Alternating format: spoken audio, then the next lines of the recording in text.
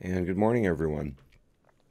Welcome to part 2 of the Bill Priestap, excuse me, of the Bill Priestap testimony, closed door, in front of the House Judiciary Committee and the House Committee on Oversight back in June or July, I've forgotten now, of 2018.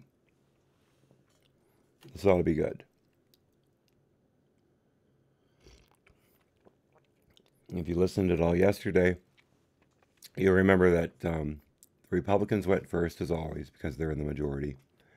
And they started by just laying out some groundwork. Basically what Priestap did, who reported to him, things like that. Just getting a feel for where he was in relation to the mid-year exam and his closeness to McCabe and Comey.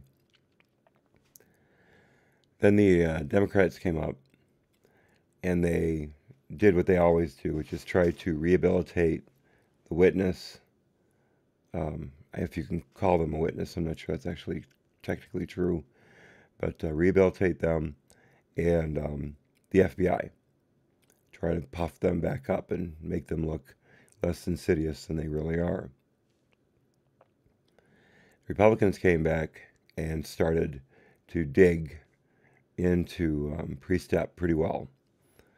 And just at the end, they were getting into his failure to ring up Strzok and Page for their affair. He hid behind the fact that, well, he had heard it around and someone had brought it to his attention, but he didn't know for a fact that it was really an affair. Okay? And the other thing was, it's not against the FBI rules to have an affair with a coworker, or to have an affair, period. Even though Priestap admitted easily that one of the ways a foreign agent can get leverage on someone in the U.S. or in any other part of the world, I should say, one of the things they can use for leverage is an affair. They threaten to expose the affair. You don't want to lose your prestige, your wife, your family, your husband, whomever. So you knuckle under and do what they ask you to do. And of course, at first they ask you to do just a small thing, and then they ramp up the pressure until you're pretty much stealing documents every day. Excuse me, I was at a party last night and I overused my voice. If I take it easy, we'll make it. But I may have to turn up the gain on my mic just a little bit more today, since I'm not projecting like I was yesterday. But anyway, now that the Republicans have had their second chance, it's time for the Democrats to have their hour. So we're going to start with that. And let me just change one thing here. I've got top chat listed and I want live chat, so I see all messages. Remember to do that if you're ever in a chat on YouTube. You have two selections, top chat and live chat. Top chat filters messages, and live chat lets all the messages through. It doesn't mean YouTube doesn't still censor messages, but at least you'll get a feel for what's out there. If you prefer not to have someone nanny state your media. All right. Ms. Shen. And again, this is the Democrat side. Ms. Shen. Let me ratchet this down so it's easier to read. The time is 2:35 for the minority's second round. So Ms. Shen starts questioning. So, Mr. Priestap, I would like to ask you about the FBI's general actions in counterintelligence investigations. So in the FBI's vernacular, what are the different terms used when referring to the level of a counterintelligence investigation? Priestap. I should say A. This is a Q&A session. A. I don't know of a term that describes the different levels. Q.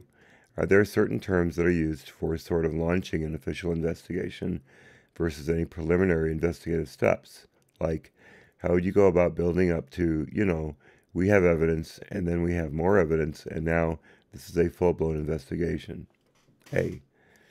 So we have something called preliminary investigations and then full investigations, but the vast majority of our cases are open on a full investigative status initially.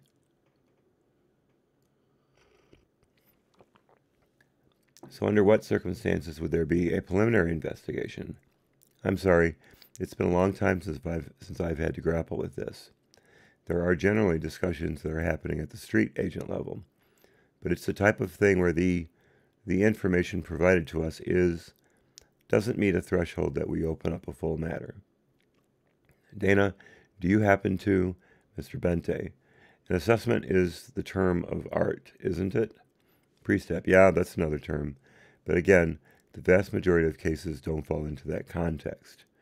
And so it's not a preliminary investigation would rarely, if ever, cross my desk, for example. Shen. But the main distinction is a preliminary investigation doesn't cross a certain threshold of evidence, whereas a full investigation would, A, yes, that's my interpretation, Q, cross the threshold of evidence. A, exactly. By evidence, I mean information necessary to open, not evidence in a court of law sense. Thank you for the clarification. So what threshold of evidence would be required to open a full investigation? Is there a standard? Yeah, there's a standard. I don't remember the exact wording of it, but something like an articulable and factual basis. I forget the rest of that sentence. That someone committed or may have committed, a violation of federal criminal law, something to that effect. What kinds of information would be gathered when considering whether it constitutes this threshold of a full investigation? So, for example, would you get a tip or is it just field work? Kinds of information goes into that. What kinds of information goes into that determination? What? I'm sorry, I'm not sure I understand the question. What type of information goes into Q? What types of information gathering does the FBI do before determining whether a full investigation is warranted? We don't really do any gathering of. The reason you open one of these is to gather information so that you have a lawful basis to gather. So absent an open investigation, we're not out there collecting information or intelligence. Does that make sense?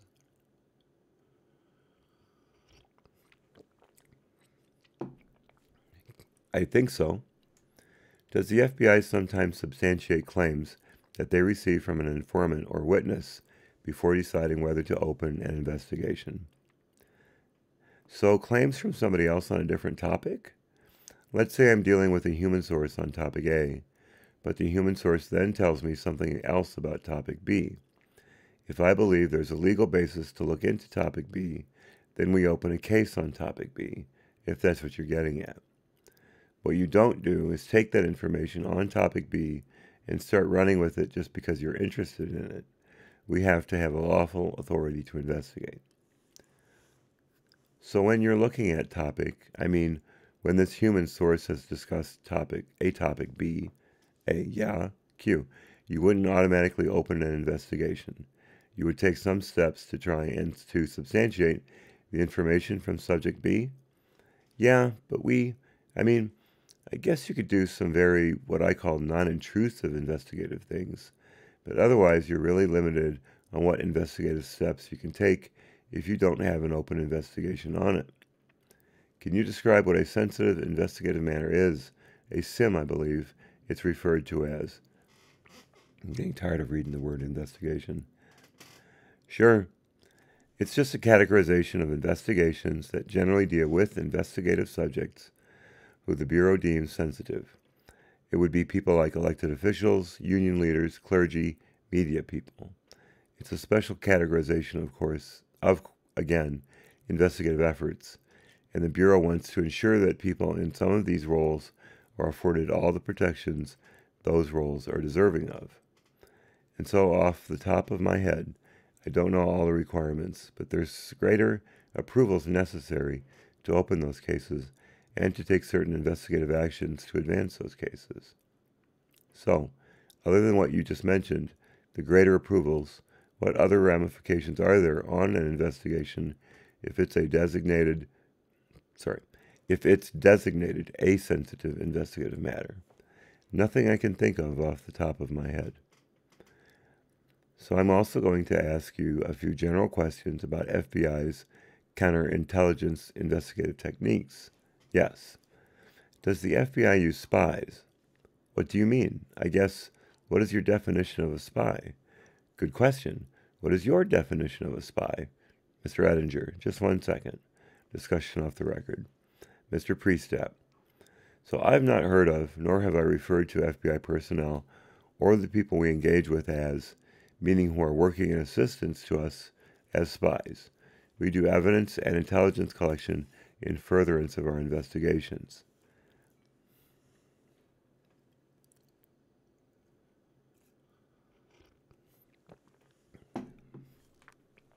By Ms. Shen.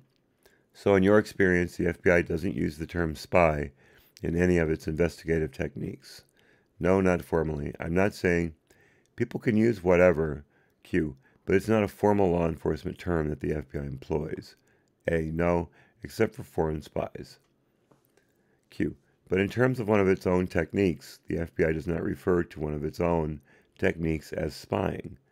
That is correct, yes. So with that definition in mind, would the FBI internally ever describe themselves as spying on American citizens? No. See, now they're splitting hairs. They're cutting the baby in half, trying to say that just because the Republicans and Trump used the word spy in regards to assets, human assets being placed in the Trump campaign, trying to set up Papadopoulos and I think they went after someone else. I can't remember his name now. He was picked up in Boston and held in the airport for something like 4 hours before they let him go. That was fairly early on. Yeah, so the FBI was using at least human agents. They were spying on the campaign. The FBI was spying on the campaign. At least the NSA was with the wiretaps. So I love how they try to change the language to always suit their purposes instead of just calling a spade a spade.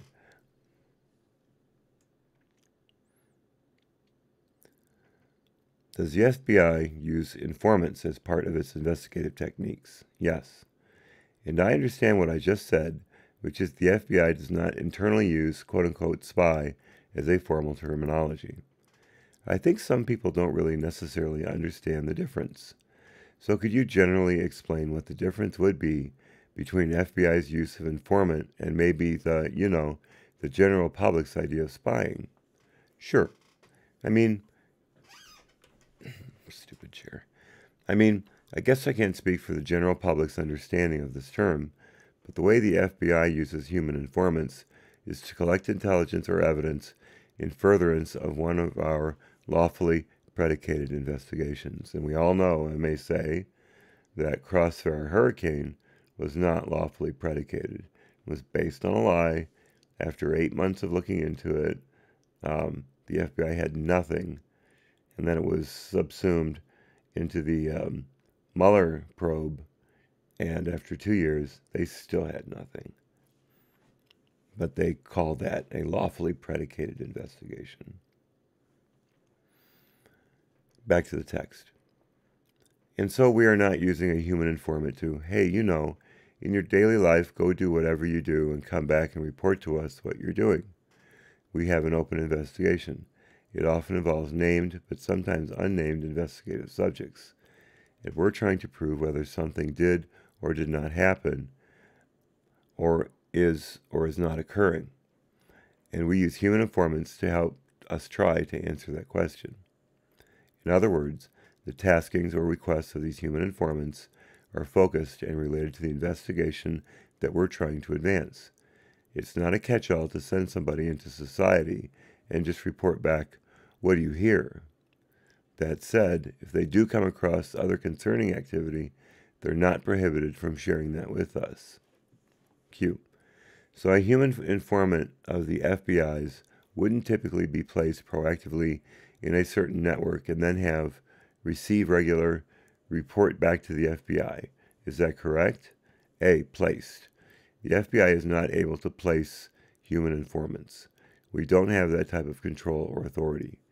Human informants come from all walks of life, and many are involved in all kinds of activities, groups, you name it, some of which is of investigative interest to us. Does the FBI infiltrate or surveil U.S. political campaigns? You're going to love this answer. In general, no. Nice, Priestap, nice. In general. So it means it's done it before, at least before this, or during, at least, this question and answers. Q. Does the FBI conduct its investigations for political purposes? No. Well, I'll give them that, because Crossfire Hurricane was definitely predicated on nothing and went after Trump for nothing, except Jim Comey's lies. And it was found out very quickly that they had nothing. But the mid-year exam investigation into Hillary's email server and etc., that was pretty serious. And that was a political hot potato, for sure. But the FBI wanted, initially, to do the right job. But the DOJ put their boot on the back of their head and said, you are going to run this investigation the way we say, and you are definitely not going to file any charges. Just know that from the outset. So the investigation was a complete sham, even though the FBI may have done some things right. I will emphasize the word some, certainly not many, and certainly not all. But I will say that political purposes, maybe not since Hoover, who was a rat bastard, but still there's a lot of bias. We know that. To back up, does the FBI conduct its investigations for political purposes? No. Can you describe generally what the proper channels are for the FBI to receive information from foreign allied powers? I'm sorry, say that. The process? Let me rephrase. So when the FBI is working with foreign allied powers in sharing intelligence and receiving intelligence, my understanding is that there are certain, proper designated channels from which that information is transmitted. Or is that incorrect? Yeah, whether it's counterintelligence, counterterrorism, or traditional criminal efforts on behalf of the FBI, we are heavily dependent on partnerships the world over to help us. And I'm hopeful that we are helpful to other organizations around the world in regards to their national security and law enforcement matters. As a result, we have a number of relationships, again, globally, with a number of law enforcement and intelligence organizations, and information is formally and informally shared with those organizations on a regular and routine basis at all levels of the organization. Q. So all, A, it's part and parcel of the way we do business today. Q. So I'll ask it another way. When sharing information, when receiving information from our foreign allied powers, are there really any improper channels of receiving intelligence? A. Improper? Q. Or I think what you were describing before was because there's, a sort of daily formal and informal exchange of information that there wouldn't necessarily be, say, well, this person, emailed on the wrong server, or this person had a meeting and it wasn't authorized. Therefore, it doesn't count as intelligence. So in that sense, are there ever really improper channels of communicating intelligence that would render the intelligence ineffective? A. No. As long as the people in both of the organizations exchanging information are allowed to handle the information that's being communicated, and as long as it's communicated on an acceptable medium. For example, if they're talking about top secret information, that all people have top secret clearances, and if it's exchanged electronically, it's done on a top secret electronic medium.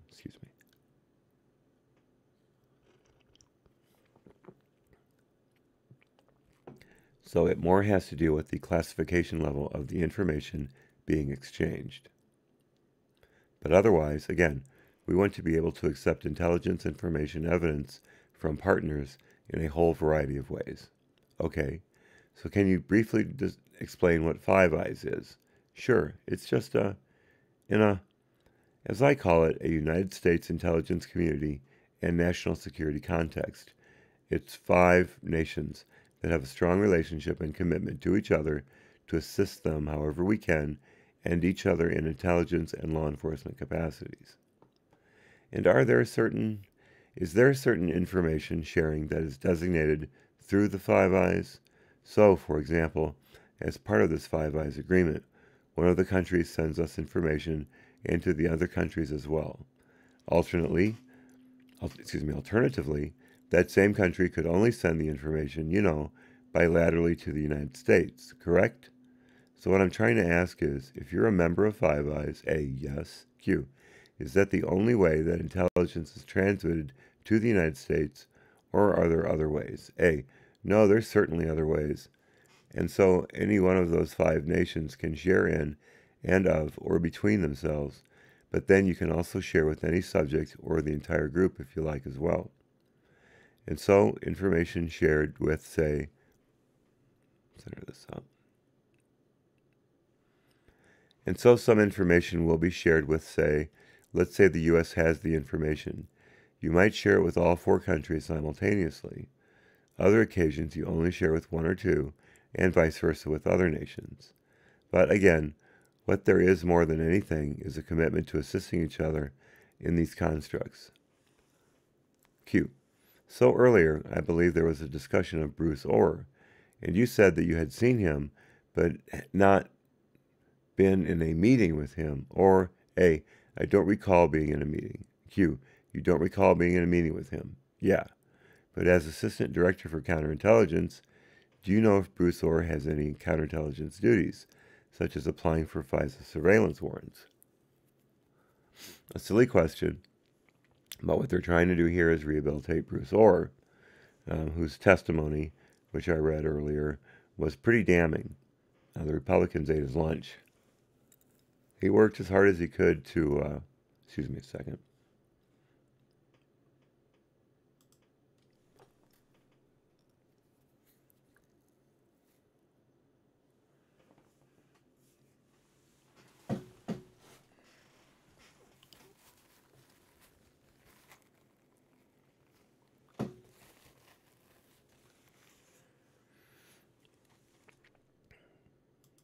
There we go. You didn't need to see that.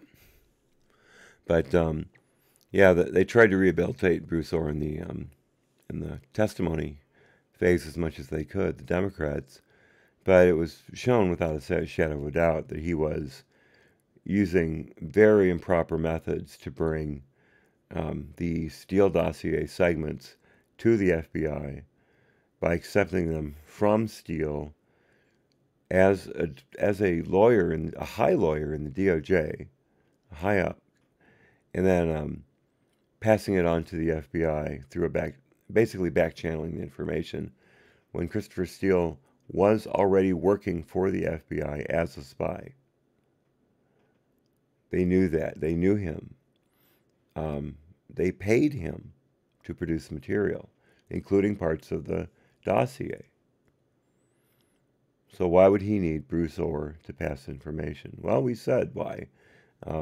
Because the more sources for that dossier were coming in around the same time, the FBI could say, well, here's all these people who have interest in this. Here's all these people who are talking about it, and they're backing it up. They're saying that this is confirmed and that's confirmed. So, we got to use it. We got to bring this to the FISA court. FISA judge, look at all this. Look at all these different people who are involved. How could it not be true? They all, backed it up. I'm assuming that's what happened in the FISA court, and we're going to find out soon enough. I have a feeling I'm going to be proven right. Maybe not, but I kind of like my chances. So that's Bruce Orr in a nutshell. And he's been demoted twice since that happened. Last I saw, he was still working at the DOJ. I think he's qualified as a civil servant, and so it's harder to fire him. But I haven't proven that, so take that with a huge grain of salt. Back to the text where Shen just asked if Bruce Orr had any duties such as applying for FISA surveillance warrants. And Priestap answers, whether he does, I don't know.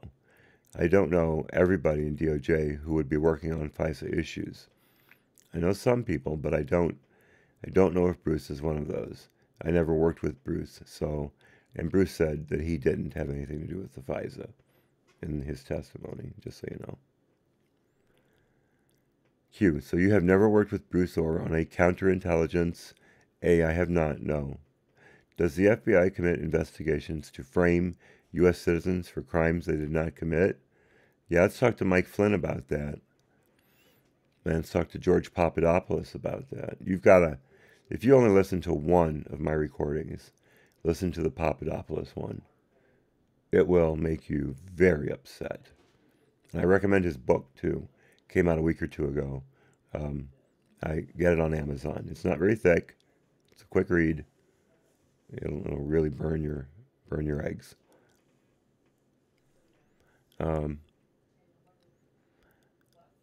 does the FBI conduct investigations to frame U.S. citizens for crimes they did not commit? No. Are you aware of any instances that the FBI did not follow all of their established protocols on the use of informants? Sure. From what I like, the thing that jumps out at me is the Whitey Bulger case. Yeah, the Whitey Bulger case. This is where the saintly Robert Mueller left a guy to rot in jail for a crime he didn't commit. Back to the text. It's my understanding there were FBI deficiencies in that regard, but I wasn't involved. I was never a part of that case. This is just based on media I remember surrounding. So you have never been involved in a case where the FBI has not followed all established protocols on the use of informants. That would have been, if I've been involved, I don't recall ever being involved. What happens, though, in these situations, in the leadership positions I've been in, responsible for so many things, meaning cases, informants, what have you, it's certainly possible that has happened and my memory could be jogged, but I'm not recalling anything. Questions by Ms. Kim. So there have been news reports that the FBI provided defensive briefings to the Clinton campaign and to the Trump campaign relating generally to the threat of foreign influence or foreign interference in those campaigns. Can you confirm that those briefings happened during the 2016 election? Yes, I know that briefings were provided to campaign staffs. That said, it's my understanding those are optional, so it's not like you can make campaign staff show up at the briefing, and the Bureau goes and speaks to the staff that decide to attend. Were you a part of those briefings? I was not. Do you know who at the FBI would have been part of those briefings? Not by name. I mean, I would have known then, but I don't know. I can't remember now. And then I believe we also provided, in coordination with the Office of Director of National Intelligence, briefings to the candidates themselves and their running mates. Excuse me just a moment. Hey, sweetheart? Yeah. I can hear you. Okay, sorry, we're leaving. Just keep it down. We're leaving. Okay.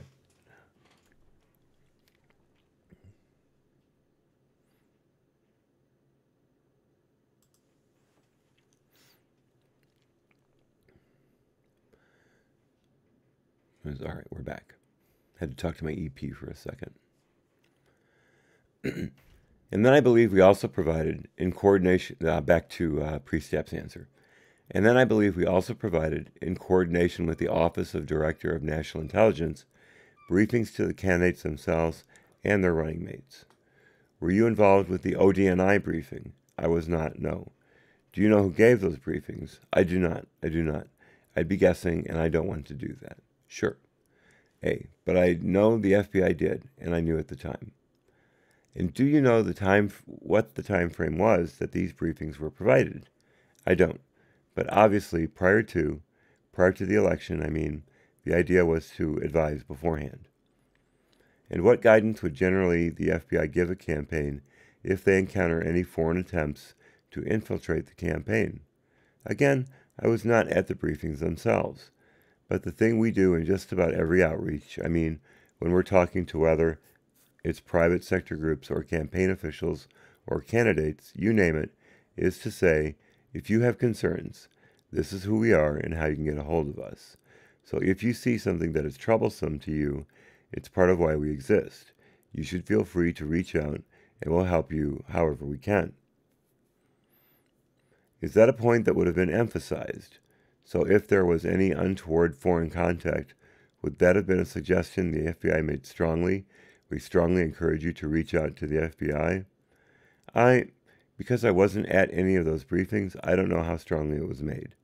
And so I don't even, do you recall if there were any reports of any offers from foreign governments to interfere with the U.S. electoral process? If we received reports from campaigns? That's correct. I don't recall us receiving reports from campaigns. That doesn't mean it didn't happen. I don't recall any. Would you have been made aware of reports from campaigns if they happened? If it was serious, I would have been made aware. If somebody deemed it not credible, then I might not have then. But if it was considered credible and serious, I would have been made aware. By Ms. Shen. Mr. Priestap, I'm just going to jump back to the topic of Peter Strzok and Lisa Page, the text messages.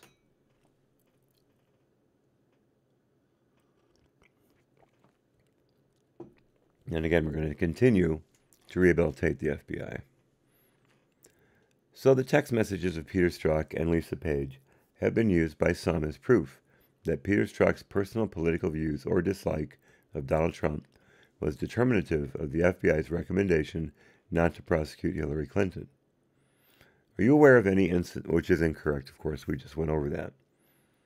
Are you aware of any instances where Peter Strzok made a professional judgment or took an official action in the Clinton investigation due to any anti-Trump bias or due to his personal political views? I am not. Were there safeguards in the Clinton investigation that protected against the bias or political views of any one member of the team, such as requiring the entire team to participate in important decisions as opposed to entrusting an important decision to a single member of the team? Yeah, no, that's absolutely right, that numerous decisions and numerous difficult decisions did not happen in a vacuum. They happened after careful consideration by sometimes few, sometimes numerous people. Even if somebody wanted to do their own thing, I'd argue it would be difficult, if not impossible, for he or she to do that. And are those safeguards that you described in place in all FBI cases? Yes, although not all FBI cases have such oversight, but yes. Have you ever seen Peter Strzok make a professional judgment or take an official action due to any anti-Trump bias or his personal political views? No. Have you ever seen Lisa Page make a professional judgment or take an official action due to any anti-Trump bias or her personal political views? No. So since Congress received these text message productions, some of them have also been used as purported evidence of misconduct or conspiracy at the FBI generally and in the Obama administration against Donald Trump. Well, it's hard to say there was no bias against Donald Trump, folks. Pretty hard to say that, wouldn't you agree? Back to the text. This is Ms. Kim, I believe. Or was it Ms. Shen? Ms. Shen, yeah. Q. So since Congress received these text message productions, some of them have also been used as purported evidence of misconduct or conspiracy at the FBI generally and in the Obama administration against Donald Trump.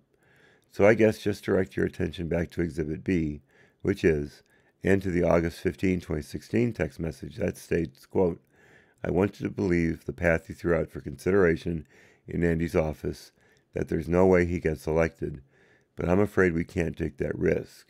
It's like an insurance policy in the unlikely event you die before you're 40. Sent by Peter Strzok. Ettinger. Is this B as in Baker? Shen. Yes. By Ms. Shen. So you've discussed this already? Yes. But it appears in the text messages that there was some kind of meeting I presume, Andy McCabe's office. And did you say earlier that you were not present at this meeting? Is that correct? Yeah.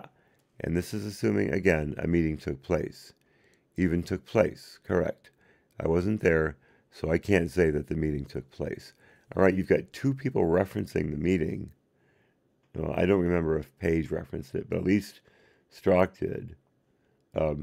So wouldn't you say that's fairly serious evidence that it occurred, Priestap? That your conjecture means nothing in this instance?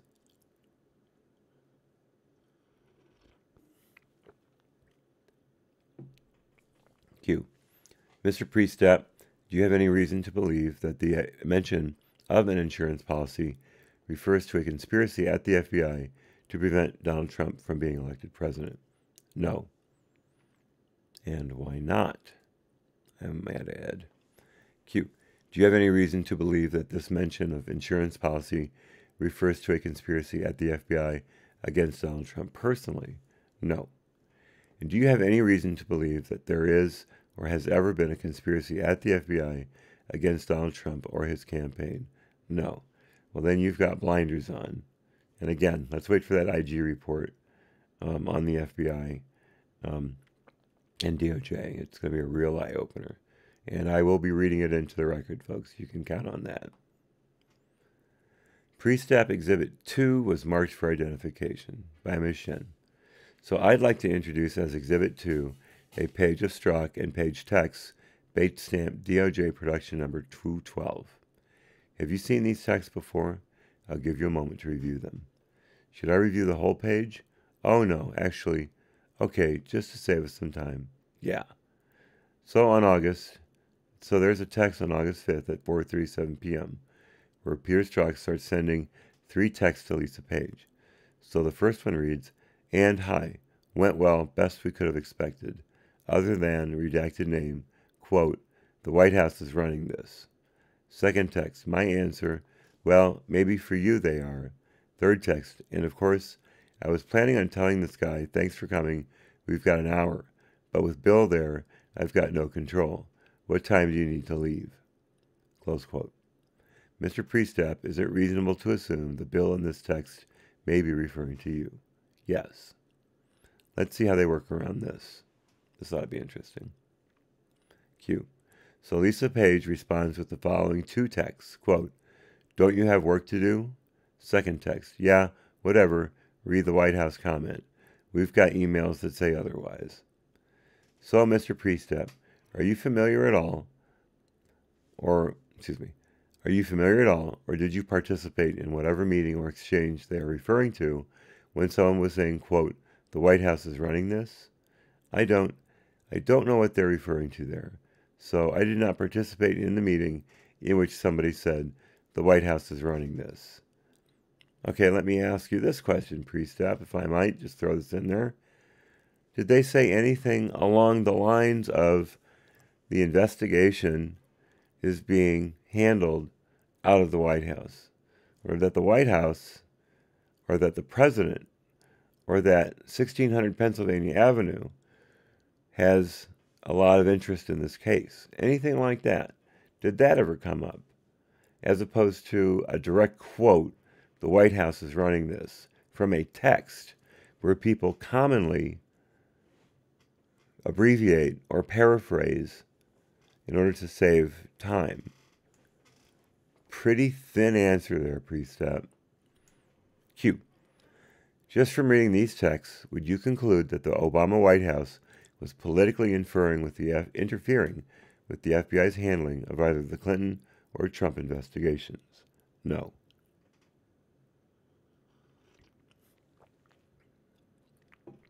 And just from reading these texts is a pretty easy way to let him out of a positive answer, because he can say that he didn't believe it, and therefore he wouldn't conclude that based on the text alone.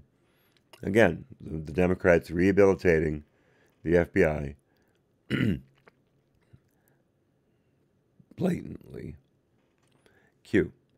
Do you have any reason to believe that the Obama White House ever politically interfered with the FBI's handling of either the Clinton or Trump investigations? A. Do I have? Q. I'll repeat the question. Do you have any reason to believe the Obama White House ever politically interfered with the FBI's handling of either the Clinton or Trump investigations? A. I guess it would depend on interfered. Shouldn't ask that question, my dear. Q. Maybe I'll rephrase it one more time. Maybe I'll make it so, and I'm thinking, maybe I'll make it so broad and so narrow and easy for you to refute that you can give it a negative answer and help me out here. So let's see what she does. Maybe I'll rephrase it one more time. Sorry then. Do you have any reason to believe that the Obama White House ever interfered with the FBI's handling of either the Clinton or Trump investigations for political purposes? No.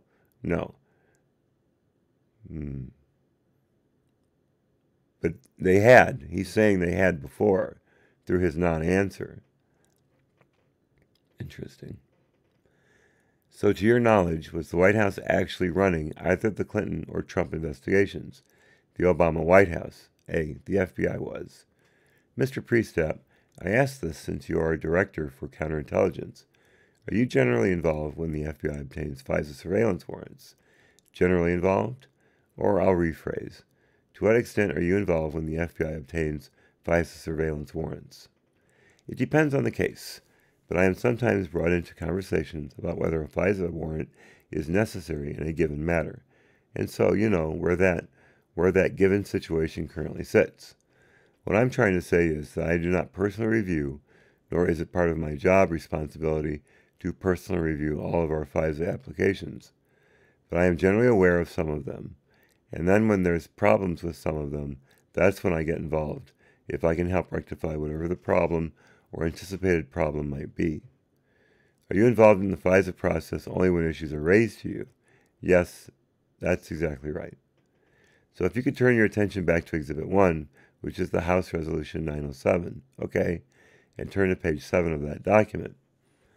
So the second clause reads, quote, whereas in October 2016, the FBI and DOJ used politically biased, unverified sources to obtain warrants issued by the United States Foreign Intelligence Surveillance Court of Review, FISA Court, that aided in the surveillance of U.S. citizens, including Carter Page, close quote. So, Mr. Priestap, do you agree that the FBI and DOJ used politically biased, unverified sources to obtain FISA warrants in October 2016? I'm sorry, I'm just not at liberty to answer that. Mr. Priestap, are you aware of any instances of the FBI and DOJ ever using politically biased, unverified sources in order to obtain a FISA warrant? No. And again, are you aware? He can say, it never came across my desk. I never personally saw it. So, and no one talked to me about it because it didn't have to come to my level. Even though, remember, the first one was kicked out. The first application was turned down, so they had to rewrite it. How would you get around not bringing that to his attention when he already said, if there's a problem, then I would be brought in to resolve it? That's his job. Maybe I'm being too critical. I don't know. I hope not. Maybe I should hope so. Maybe I should hope for the better. I don't know. Q. Are you aware of any instances where the FBI or DOJ did not present what constituted credible and sufficient evidence to justify a FISA warrant? Am I? I'll rephrase. I'll try again. She's very bad at asking questions, as you can see. She's always rephrasing and trying to get the same answer from a question that she shouldn't be asking. Again, watch the Nellie Orr video near the end. It's very, very telling. I'll rephrase. I'll try again. A, I'm sorry. If it helps, if it's not justified, the court doesn't approve it. So like if we're not meeting the standard required by the Foreign Intelligence Surveillance Court, the requests are turned down. Q. So in other words, by definition, if you presented information and a FISA court approved it, that would constitute credible, sufficient information? In my opinion, yes. But they didn't present all of the information to the judge, did they? Or any of the other judges when they extended the warrant another 3 times.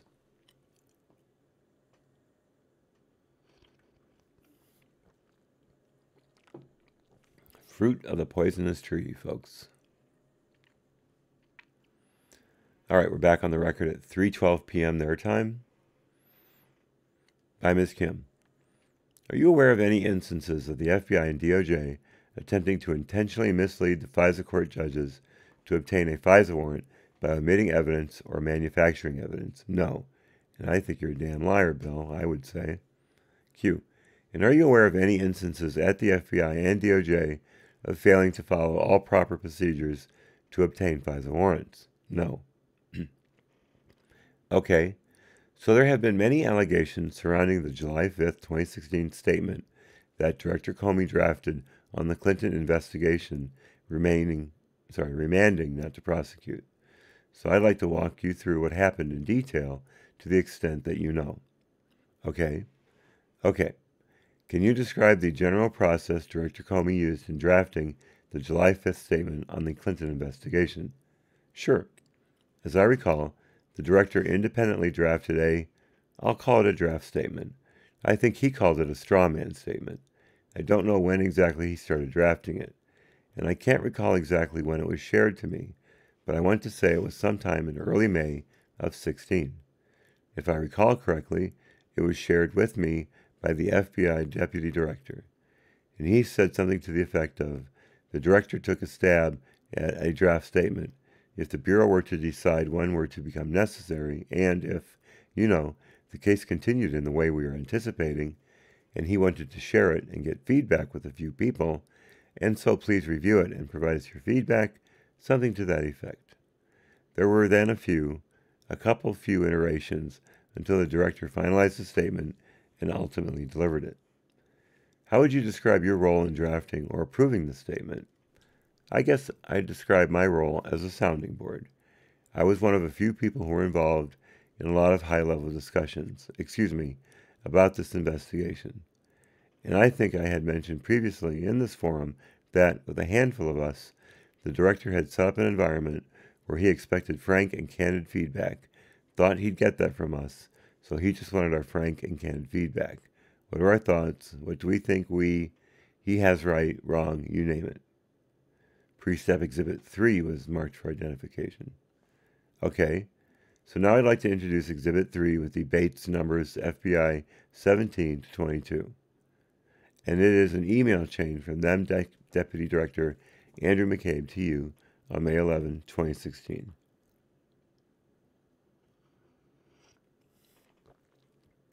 Okay. Q. Subject, mid-year exam, unclassified, with an attachment that appears to be a draft statement written by Director Comey. Mr. Priestap, is that also your understanding of the document? Yes? Yep. And are you familiar with this document? Yes, I've seen it. So on the bottom of the first page, you emailed Andrew McCabe on May 6, 2016, with your proposed edits to Director Comey's draft statement. Is that correct? Yes. And in the second bullet, you add to the beginning of one of Director Comey's paragraphs, quote, the American people entrust the FBI with impartially investigating all matters of crime involving people from all walks of life. We take that obligation extremely seriously and, end quote. It continues with Director Comey's draft language, quote, I can assure you that this investigation was done confidently, honestly, and independently. Which, of course, is a bald-faced lie, Comey, because, again, we know that the DOJ pressured you continuously to not charge Hillary, that you couldn't charge Hillary. And the way your guys handled the witnesses and the other people involved in the email server and setting it up and using it and things like that,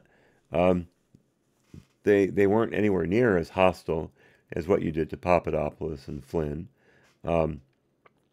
They went in with all good intent, not trying to trip anybody up. They allowed them to lie to their faces several times before they called them out on it and then said, You know what, though? We trust you. Here's immunity. How does that work?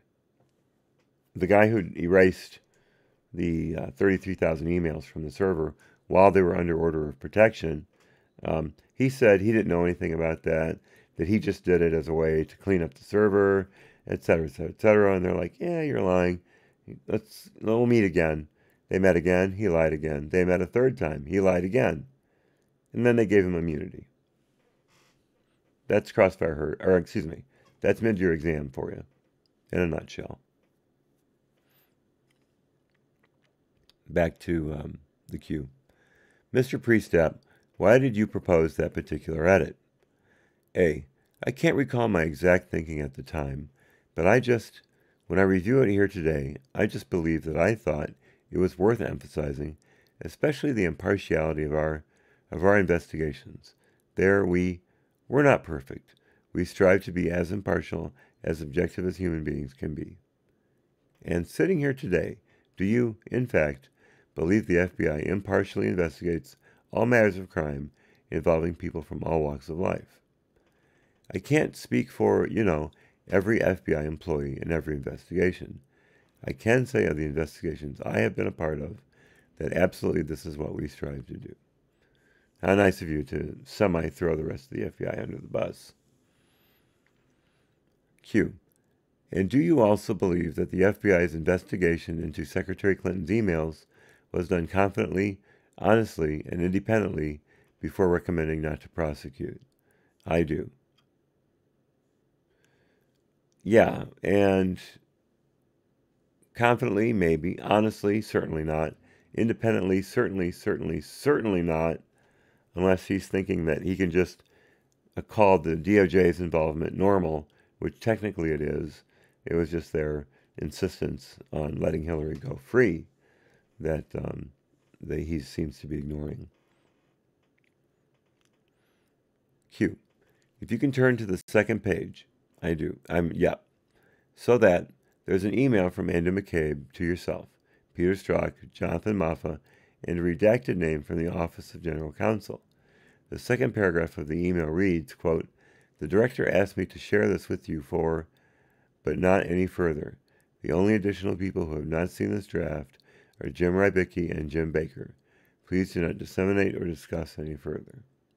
Priestap, Mr. Priestap, is that accurate? Is there anyone else beyond the people in this email chain, Jim Rybicki, Jim Baker, and Director Comey, who were involved in providing edits or suggestions to the draft July 5th, 2016 statement? I don't know who the redacted name is. Okay. And I don't know for certain everybody who provided feedback. I wasn't tracking that. It sounds like director and or deputy director were, but, for example, some of the feedback I provided I was not sharing with others. I was providing it directly back to the deputy director or his chief of staff for the director, if you follow. So the director and or deputy could have certainly shared it with people independent of me, of which I have no knowledge of. Is it your understanding that, other people were also sounding boards, were solicited specifically for feedback back to Director Comey's statement? Yeah, absolutely, yeah.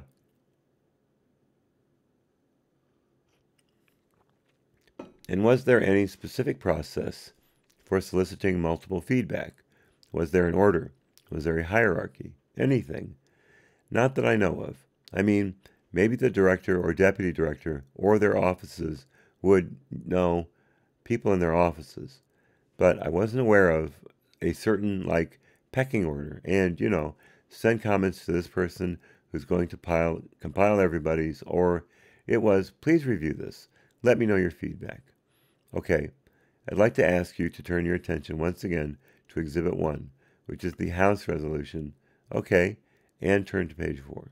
Okay, so where it begins, quote, whereas Director Comey, in the final draft of his statement, allowed FBI agent Peter Strzok to replace grossly negligent, which is legally punishable under federal law, with extremely careless, which is not legally punishable under federal law.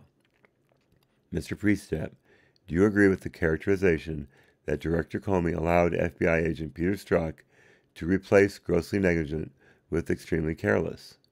I don't know what Priestap's role and what particular feedback he provided in regards to the draft statement I might have known at the time, but I certainly don't recall now. Regardless, there were at least a few, if not several, of us looking at the language here. And so again, it gets back to a question you asked earlier about can one person unilaterally do things that others aren't aware of, that others would have been, whoever made the change, others were aware of the change being made. Okay. Q. So would it be fair to say that it doesn't paint a very accurate picture to single out Peter Strzok as the A? I don't know who wrote this, the document you're referring to. Maybe they have evidence that said it was Peter alone. I'm not aware of that. Q. So at the time, grossly negligent was used in, or initial drafts, was the FBI at that time intending to recommend prosecution of Secretary Clinton? A. At the time, Director Comey drafted the first initial Q. So there's, let him answer. Geez, let him answer. Q. So there are multiple drafts, and then at some point documents show us that the edit was made by someone, the phrase grossly negligent to extremely careless. Okay, that's a mischaracterization I have to cover here.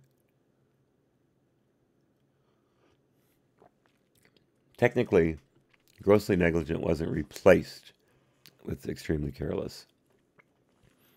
Extremely careless had already appeared in the document, I believe in the paragraph below where grossly negligent was. What they did was they deleted grossly negligent completely and led with extremely careless and left it at that. So they were already going to characterize her actions as extremely careless. They just decided to take out the part that would leave her legally liable for her crimes. And they were crimes indeed. That's not an opinion, that's a fact. Look it up. Read the IG report, the mid-year exam IG report, which is on Hat's Gorilla News, my old moribund news channel. I put a link yesterday for the live streams where I read the IG report. It took about 8 different segments because of things that I was doing wrong. It doesn't make it unwatchable. It just was chopped up because I didn't understand YouTube's algorithm regarding live streams. So look it up. I'll put the link in this description as well, just so you can get a look if you like.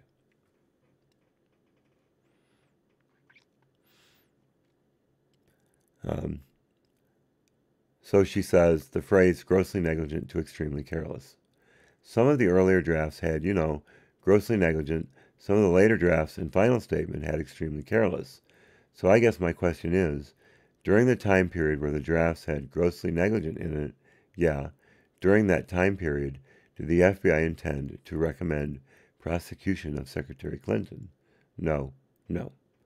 So did the edit of replacing grossly negligent with extremely careless change the FBI's decision of whether to prosecute or its substantive legal analysis in any way? It didn't change any decision on our recommendation to prosecute. Of course it didn't, because you'd already been told you couldn't prosecute. You couldn't send the case to the DOJ. So, of course it didn't change anything. It is hilarious that letter, known as the exoneration letter, was started well before they had even scheduled the interview with former Secretary Clinton, much less heard what she had to say.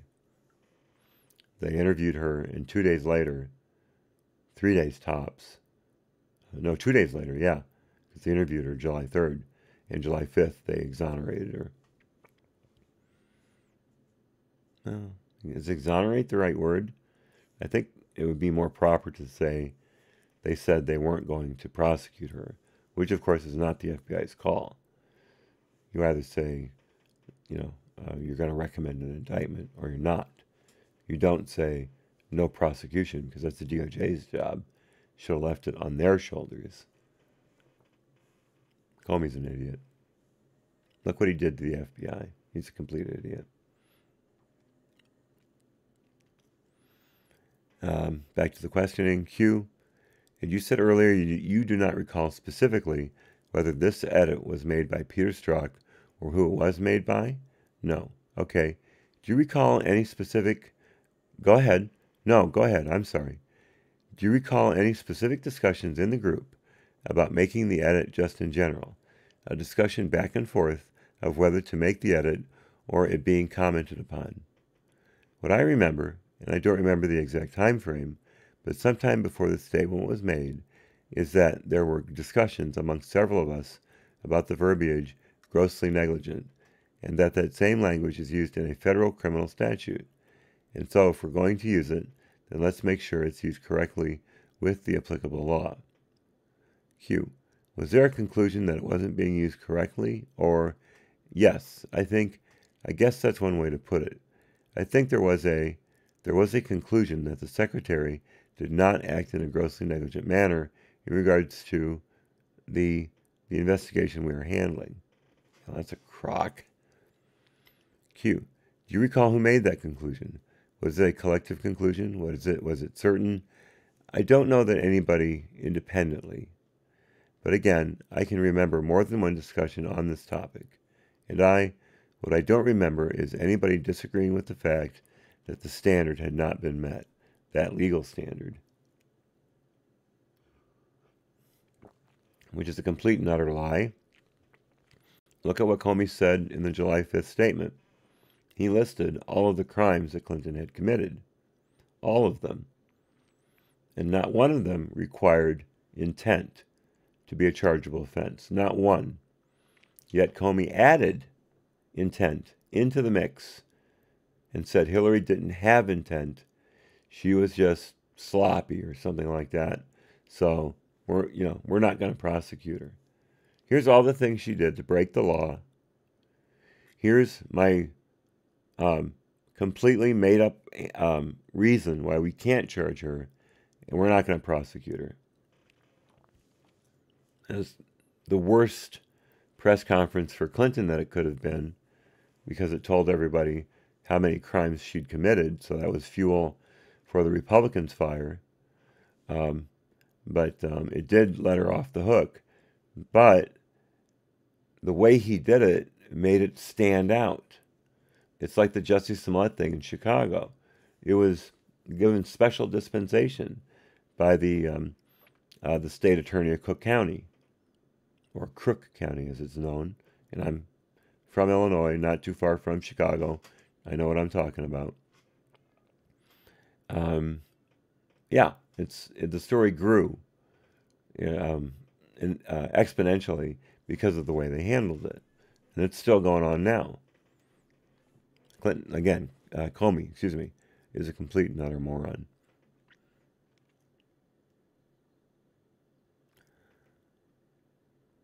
That legal standard. Q. So there was a general consensus that the gross negligence standard had not been met in the case of Secretary Clinton. Correct. So do you believe that this particular edit of replacing grossly negligent, with extremely careless rendered this July 5th, 2016 statement inaccurate or misleading in any way? I forgot when it's stated, but whatever the Director Comey's first draft statement is, I thought it captured the essence of what he was thinking at that time. Who held the authority to approve the final language of the July 5th, 2016 statement?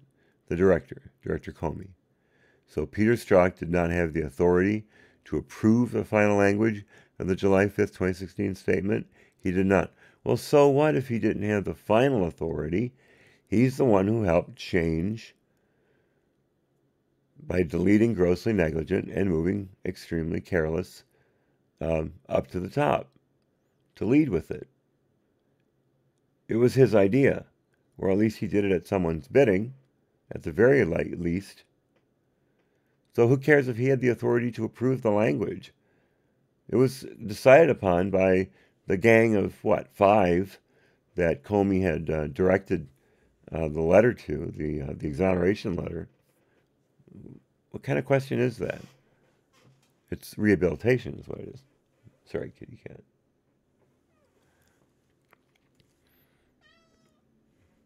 Did Peter Strzok or anybody else that you're aware of ever make edits or suggestions to the statement in order to help Secretary Clinton or damage the Trump campaign? Not that I'm aware of. Again, a weasel answer. Do you recall Peter Strzok ever pushing back on the group consensus on any particular wording or phrasing during the drafting process? No, I don't recall that. And I believe you already stated earlier, but I'll just ask, were members of the senior leadership free to express their concerns throughout the drafting process? Absolutely.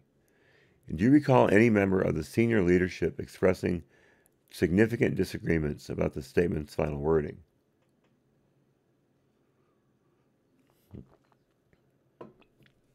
Well, why would they?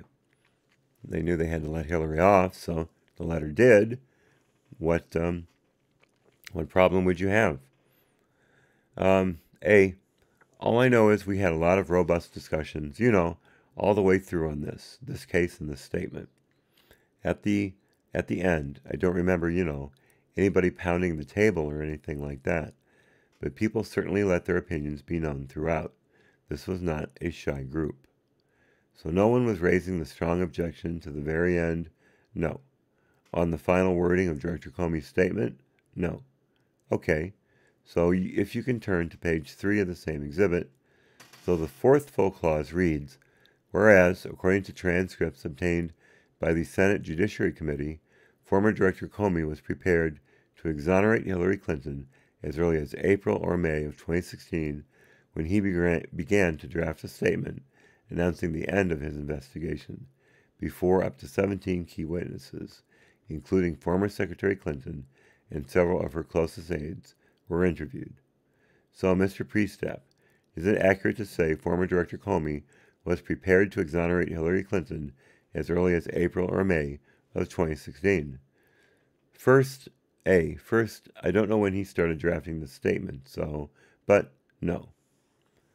So why was the initial statement drafted before the FBI officially closed the Clinton investigation in July of 2016?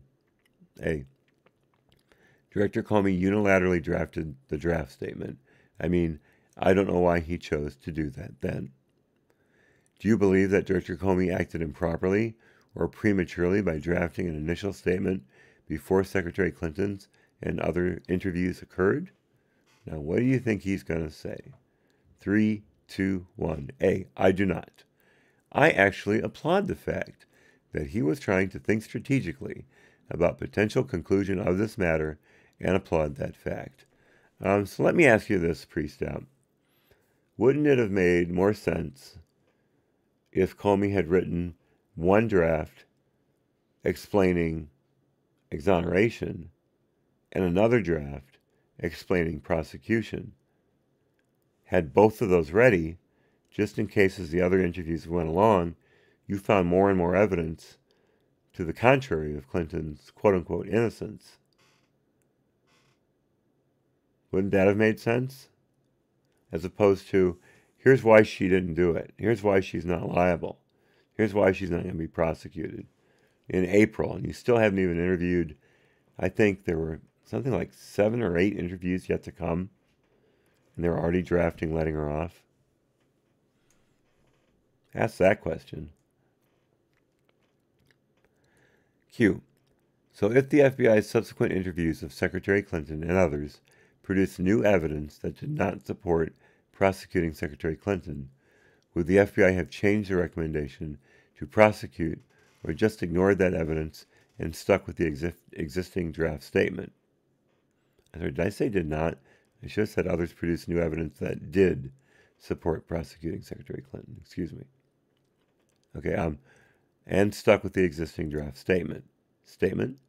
We would have absolutely followed the facts wherever they took us. So, in other words, these initial draft statements in the redacted of 2016 didn't lock in the FBI's recommendation of time not to prosecute. They were not binding. Q. But the FBI did not actually receive any new evidence in these interviews that supported prosecuting Secretary Clinton. Is that correct? Correct. Now, Ms. Kim, I think we're ready to just end this round, and we'll see you next round. Thank you. Mr. Priestap, thank you. I'm going to put some more tea into my mug, my Yeti, whatever you want to call it. I'll be with you in just a minute.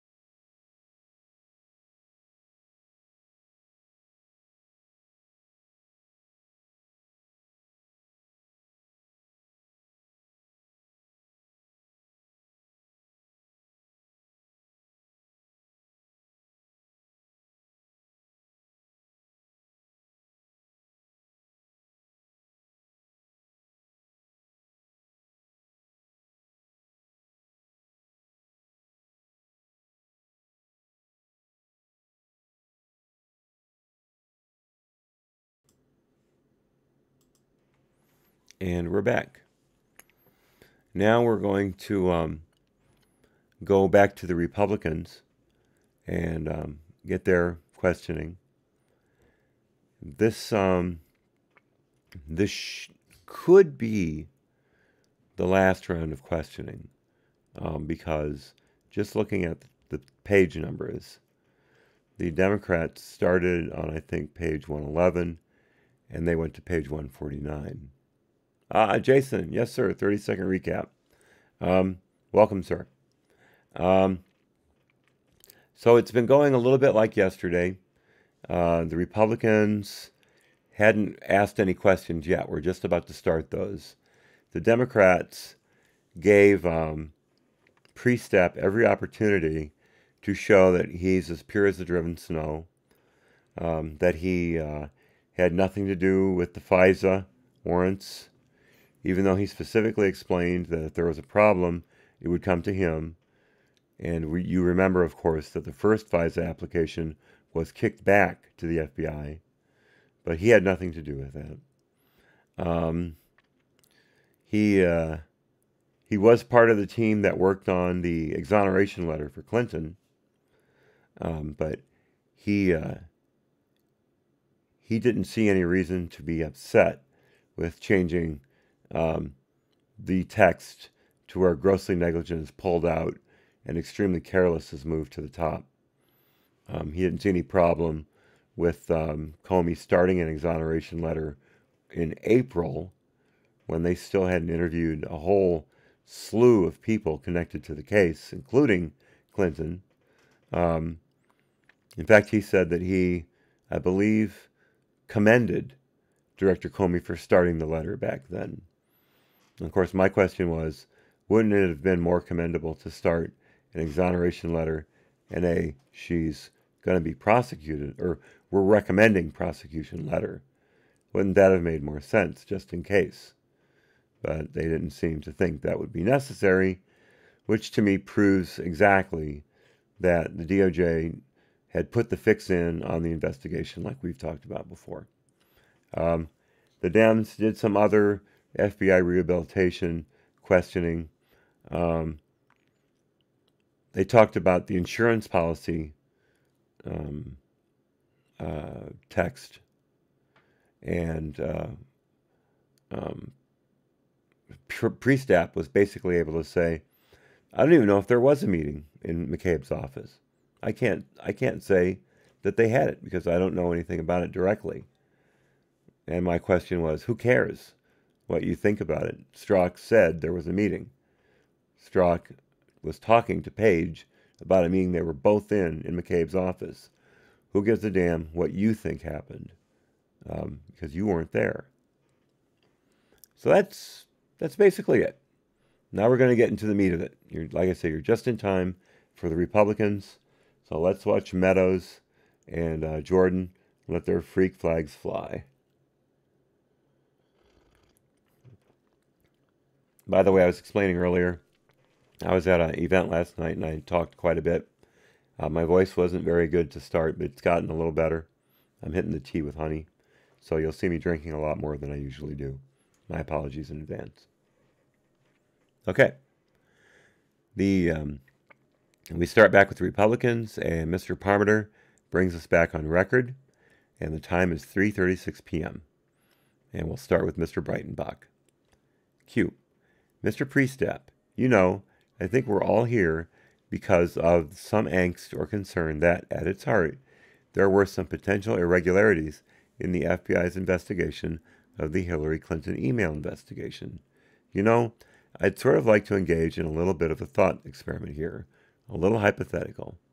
I think, based on our colleague Mr. Summers' admonition at the beginning of this interview to ensure that this interview remained confidential, that I think you would agree with me that if we all went back to our Gmails or whatever personal email services that we might have after this particular interview, we went back to our personal server, so to speak, back at our homes, and started emailing summaries of this interview.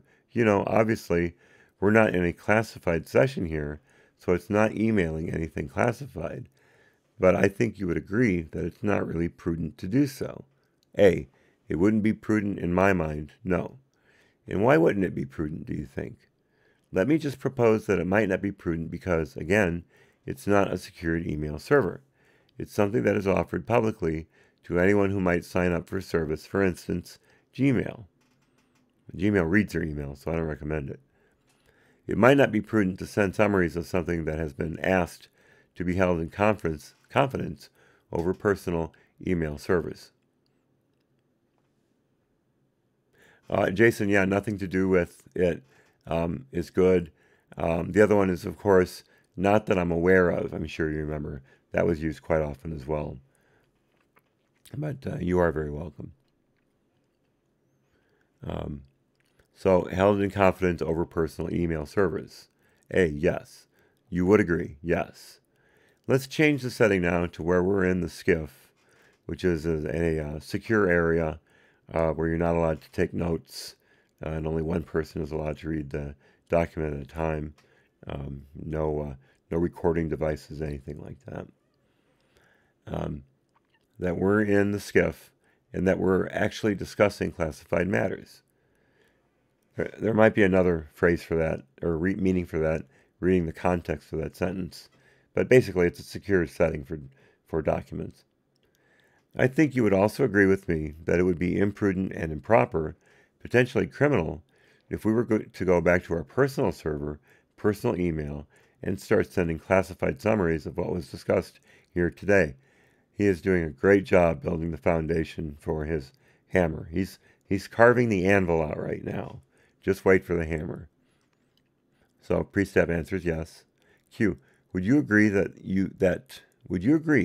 that could potentially rise to the level of criminality if we were going back sending classified summaries to our colleagues, for instance? Potentially, yes. Okay, let me just introduce into the record a letter that was sent to you from Greg Starr from the Department of State where, and I'll just read from here, late last week, the department reported that 22 Clinton emails would not be publicly released due to their top secret classification at the request of the intelligence community. It goes on to say that, finally, approximately 1,300 emails contain sensitive information that was previously redacted and classified as confidential, Big C, which, as you know, top secret, secret, and confidential are the three classifications of classified information prior to the email's release under our FOIA requests. I'm not sure what this should be labeled as. Priestap Exhibit E was marked for identification. Again, the first one I've read out of all these where the Republicans were putting things in as exhibits. Maybe they finally decided to do as the Democrats because they saw some value in it. Not sure. Back to Mr. Breitenbach.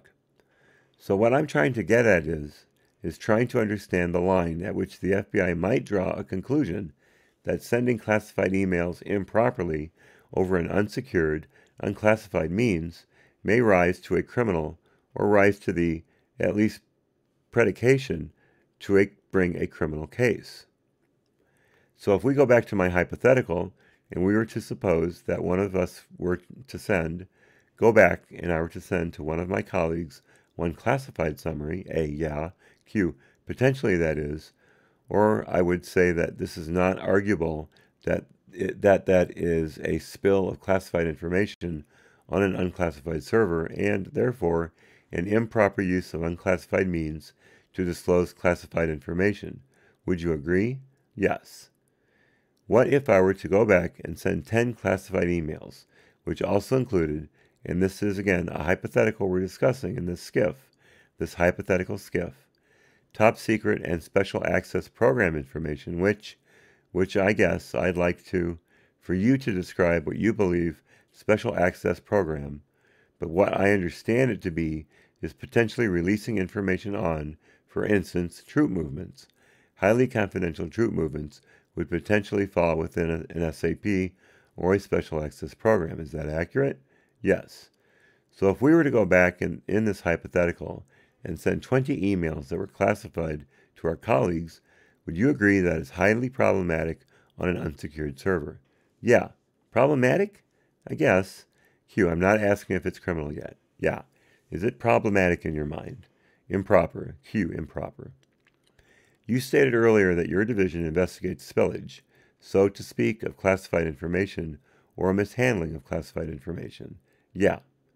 In fact, that's statutory authority for reviewing, as an investigator, whether there has been improper spillage of classified information resides under 18 U.S.C. 793.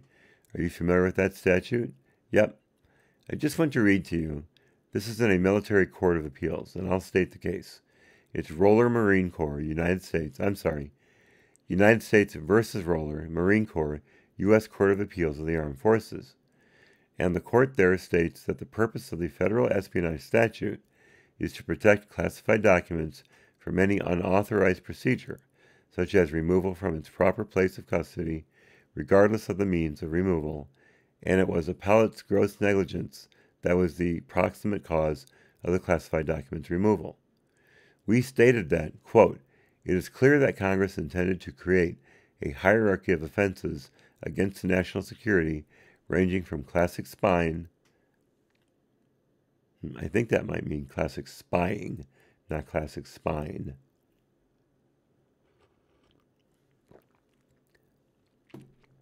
from classic spying to merely losing classified materials through gross negligence. Do you agree, since you are familiar with 18 U.S.C. 793F, which, if I may, came up all the time in the IG report on mid-year exam? 793F, the espionage statutes, those statutes are still on the books as good law, good federal law, yes. And remember, the DOJ during mid-year exam said you can't charge Hillary in part because the law is no good. It's vague, it's probably unconstitutional, you can't use it. To which I asked, if it's so bad, why didn't you have Congress rewrite it? Why didn't you have it fixed, since it's such an important law to have, an important rule to have regarding handling of classified documents? You think you'd want that hole closed. And it's not a single partisan issue here. It's a bipartisan issue. It would pass immediately. That's just ridiculous. What a crock. So, good federal law. Yes. Those statutes, would you agree, range from willful misconduct to gross negligence? A, I can't speak for all the statutes, but I can stipulate that there is a willful standard in the law and a gross negligence standard. At what point in your mind do you see someone meeting a standard of a legal standard that could be held criminally liable in releasing classified information in an improper manner? Okay, you're painted into a corner, Priestap. Let's see how you get out without leaving footprints. A, let me say first and foremost that the ultimate decisions when it comes to prosecution are determined by the Department of Justice. But that's not how Comey handled it, is it? In other words, I'm not a prosecutor. That said, Q, okay. A, dealing with the former Director Comey, he had been an assistant U.S. attorney, a U.S. attorney, and the number 2 official in the DOJ. And so he had a lot of prosecutive experience. He also, in the discussions we had on this topic, we had a number of attorneys from our general counsel's office. What I'm trying, Q, I guess would you agree with me, just in a common sense manner, Edinger, can he finish that, please? Breitenbach, sure, go ahead.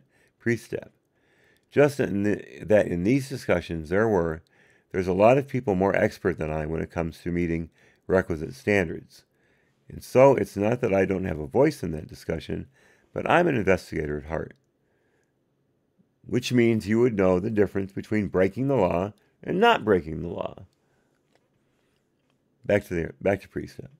I'm not a prosecutor, and so my responsibility lies first and foremost with the investigations and investigative team, not the prosecutive end of what we're doing. By Breitenbach. Okay, thank you.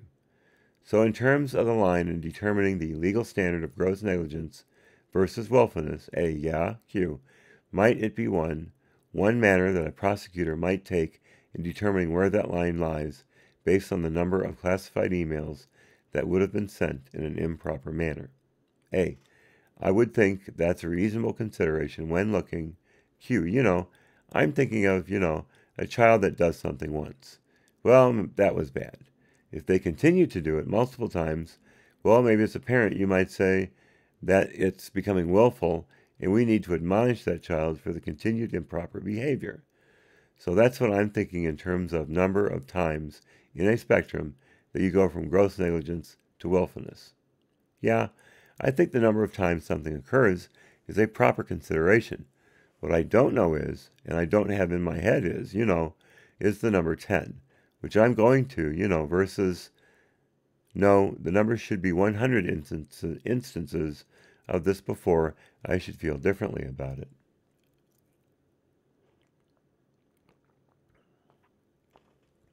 Well, I just think a lot of people might struggle in seeing in that letter was sent to you by Department of State, that the number was not 1 or 2 or 3 classified emails, but 22 top secret emails and 1,300 classified emails in general. I didn't know that number. 1,300 classified? That's the first I've seen that number. So I think when one looks at that in terms of a spectrum, and going back to the hypothetical, I think there might be many who would question whether people in this room would still be in this room if we had hit 1,300 emails on our personal Gmail service.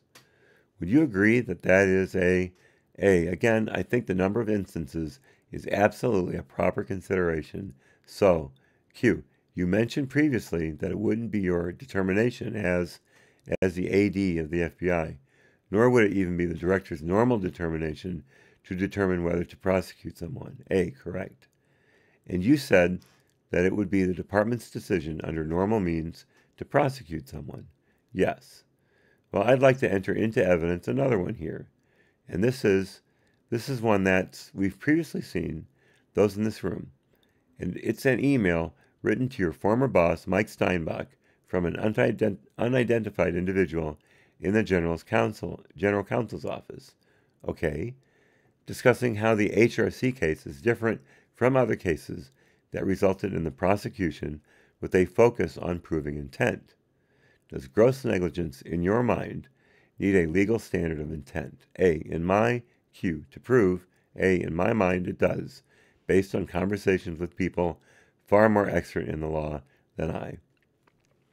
Those experts are idiots.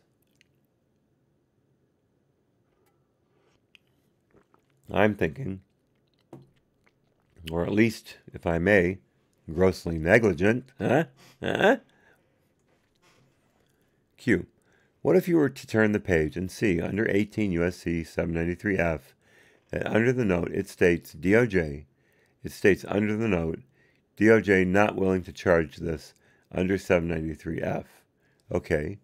I want to go to some information that has not been public, but we in this room have reviewed in terms of the DOJ production. This is going to be good. We are aware, and I'd like you to confirm, that there were search warrants obtained in this case beyond, in the last round, the search warrant mentioned in terms of the Anthony Weiner laptop. Is that accurate? I don't know that it is. There were other search warrants used in the case. Correct. Writ large? Correct. Likely, I can't remember a number of, I don't know the numbers, but I want to say most of the stuff we received was via consent. That's right. All they did was ask for consent in basically every case of needing evidence from the Clinton people. They didn't subpoena anyone. They didn't subpoena any records. It was all consent. Kid gloves every step of the way. Back to that, we received via consent, but we certainly could have received other things via a search warrant. I don't remember those. Q. You don't remember whether there were search warrants obtained in the case other than the Weiner laptop? There certainly could have been, but I don't remember. I can stipulate that we have seen drafts of search warrants submitted to the Eastern District of Virginia to obtain material in the Hillary Clinton case. Okay, based on those search warrants, the predication in the search warrants were listed at the statute of 18 U.S.C. 793F. Okay, I'm sorry, 793. I don't recall whether, I understand, but 793 was the predication. Okay, can you explain to us what I mean when I say predication? Predication for a search warrant? To obtain a search warrant. Mr. Ettinger, you want to tell him what you understand the word, it says work here, the word predication means, as opposed to Breitenbach. When I say predication, what does predication mean to you? It means the information necessary to meet a legal standard to take certain investigative action. Is justification another? Yeah. Synonym? Yes. Yeah. Legal justification. Q. Legal justification. Do you think, or have you ever seen legal justification or legal predication used in a search warrant when there is no opportunity to use that legal justification for eventual prosecution? Yeah, I'm not sure I follow. Well, I follow Priestap, and I'm not a lawyer, and I'm not an FBI agent with over, I don't know how many years and years and years of experience of investigating people. So, and pulling together search warrants back in your day. So maybe you're lying. Q. Okay, so sure. So as I mentioned, the predication that we have seen in the draft affidavits was 18 U.S.C. 793F, the predication necessary for the FBI to have obtained material in the Hillary Clinton email investigation. Okay. Have you ever seen any other instance when a search warrant uses as statutory legal justification a particular statute whose application would never be used in a prosecution? Ettinger, I'm going to object to the form of that question, but he can answer. I don't think he can answer that question. Breitenbach, is there a reason why? Ettinger, yes, because you're presuming facts in that question that he told you he didn't know? Breitenbach, Ettinger, now you're asking him to answer it, and to answer it, he has to agree to the facts. Breitenbach, okay, let me go. I appreciate that. Q. Let me go back to this, the document that has the chart of the various legal standards that might have been used to prosecute Secretary Clinton. I would love to see that chart. Where? A. What exactly is this? Just so I know the context. Meaning page. Q. This appears to be an email that was sent to Mike Steinbach from someone in OGC. Okay. Forwarding on some legal analysis as to the available statutes for prosecuting former Secretary of State. A. Okay. Q. Hillary Clinton. A. Got it. Q. We see in this chart that DOJ is not willing to charge this, meaning 18 U.S.C. 793F. My question is going back to those draft affidavits. If DOJ is not willing to charge the statute, why would the FBI in an affidavit use this statute as predication to obtain a search warrant if this statute is never going to be prosecuted. A. So I don't know who put this together and used this language. So what, Bill? Q. Well, someone in the FBI's general office. Yeah, no, I trust you. But I don't know why they, again, put it together. I don't know why they used this language, quote, DOJ is not willing to charge this, unquote. My attitude is that if there is a federal criminal statute still in the books, then, and we think there may or might be a violation of that, we still have to work to uncover whether, in fact, there was. The prosecutive history of a particular statute isn't going to affect, I sure hope it does not affect the fact finder's work. Q. That's exactly what the DOJ wanted to happen. And you knew that. Q. So, if in this case there were, at least as we see in that one email, 22 top secret emails and over 1,300 classified emails at the confidential level.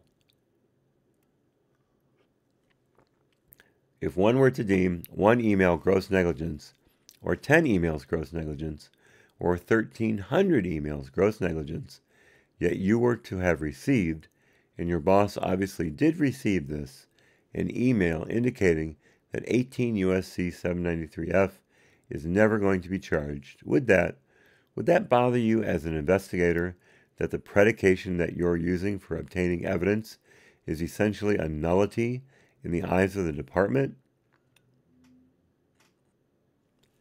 Anvil, hammer, connection.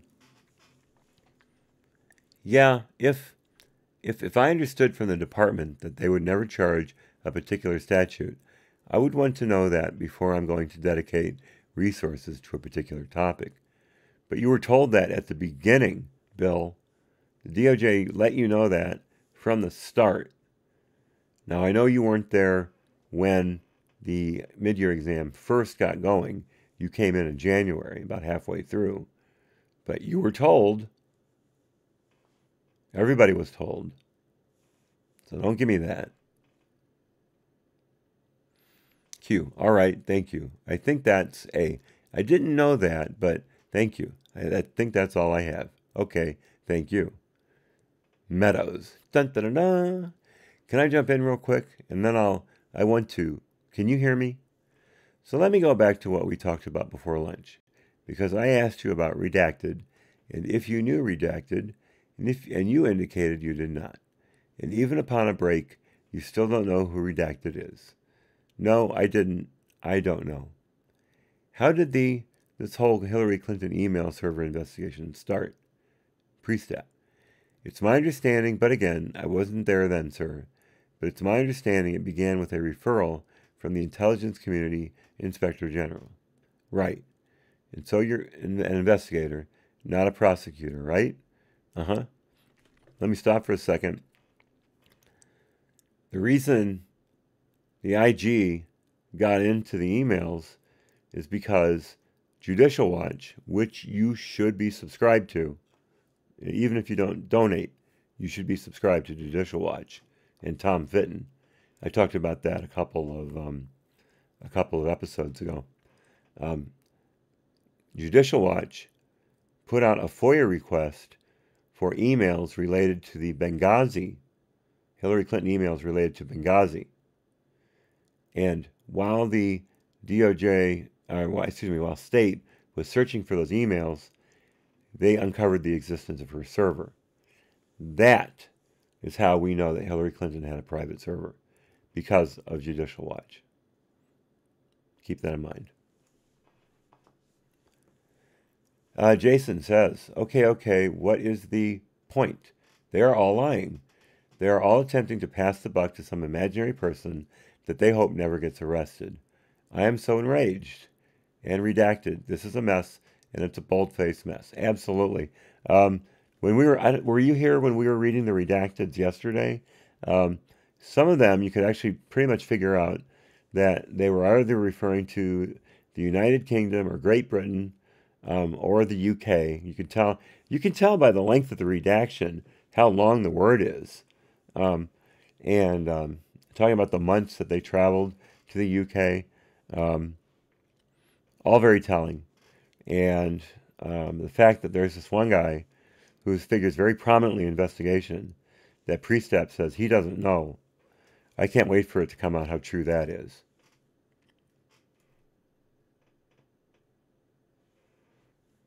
Let's say, so Priestap concludes, intelligence community inspector general. Meadows, right. And so you're an investigator, not a prosecutor, right? Uh-huh. So in your investigations, since it was referred from them, what interactions did you get? And the reason I'm concerned is because Redacted is really the one who started this whole investigation. Okay, Meadows, and for you at this late juncture to not know who he is, it's problematic, but it happened before your time. Priestap, sir, if I may on that, the number of names that come up in any of our Meadows, yeah, but I think I rephrased it. I get it. And so I think I rephrased it with the intelligence community IG. And he, that's currently a person by the name of, Mr. McCullough. Okay, but I would think an investigator would understand the genesis of this whole investigation, wouldn't you? I mean, I guess I find it curious that you wouldn't know those kinds of facts on how it actually got to the FBI originally. Priestap, what I knew is that it was a referral from the Inspector General, but I didn't know the name of that person. So who is to Redacted? And again, that's exactly what it says. Who is to Redacted? Priestap. Redacted, he was I want to say a supervisory special agent or a unit chief in the counterintelligence division. So before you were there, yeah, I think there was a little overlap. I mean, he was still there when I got there. He's now and has been Meadows. So he was a colleague of Peter Strzok. Yes. Because here's the other thing that is, would it surprise you to know, and that actually the intelligence community IG made a special trip over to FBI headquarters, briefed, Redacted, Peter Strzok, Mr. Giacalone about this anomaly that I mentioned earlier. Is that a surprise to you? And I believe the anomaly he's talking about is the metadata from the server showing that it I shouldn't say very likely, but it likely had been accessed by someone other than the U.S. personnel, that there had been a foreign intrusion. Certainly the Chinese had everything. They got CC'd on every email that came and left that server and Clinton's BlackBerry. Went to a place in Virginia where a guy was monitoring everything.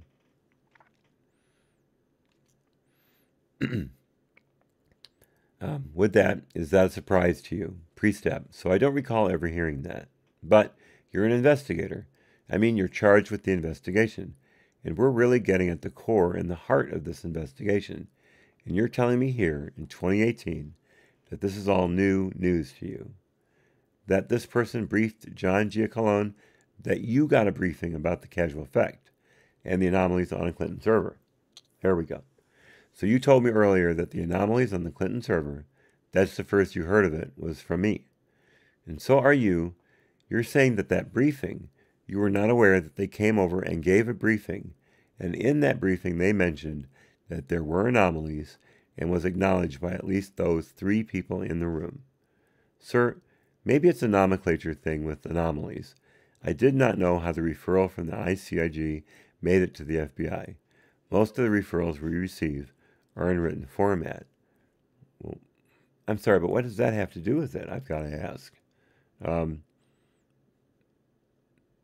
What does the nomenclature and method of delivery have to do with the fact that you didn't know an extremely important piece of data about your investigation, regarding your investigation? I should say involving your investigation, whatever. You know what I'm trying to say. Most of the referrals we receive are in written format. Meadows, I get that. But in order to close this out, you actually have to go back to the referring agency to close it out. And indeed, Peter Strzok, based on my personal conversations with the IG, called 10 minutes after the exoneration of James Comey press conference to say that they were going to send over the referral to close it out. Now, if that's happening, and that happened without your knowledge, would it stand to reason that there were a lot of other things that happened without your knowledge? Oh, absolutely. There was a lot that happened in this. Meadows, but this is core. I mean, here we're talking about classified information on a server. And you're telling me, as the chief investigator, that this is new information to you today? Priestap, again, new information. I had understood that, Meadows, that there was anomalies in the metadata. And I don't want to share anything more than that because we're not in a classified setting. But here's what I'm saying is I know enough, based on my conversations and based on an hour of phone calls, that you're saying in 2 years worth of research, you are not able to find Priestap. Again, in the nomenclature, sir, what you're calling anomalies. Meadows, you put it in your nomenclature. Priestap, no. And that's what I mean. I don't know exactly what you mean by that. So you're a moron, like Comey. Again, look what the Obama administration did to the FBI. They absolutely ruined it. They drove it into the dirt. Meadows, okay, so let me be clear, since maybe we're having a communication problem. What we have here is failure to communicate. Now remember, that line is failure to communicate, not a failure to communicate. That's a misrepresentation of the quote. Cool Hand Luke, Struther Martin, look it up.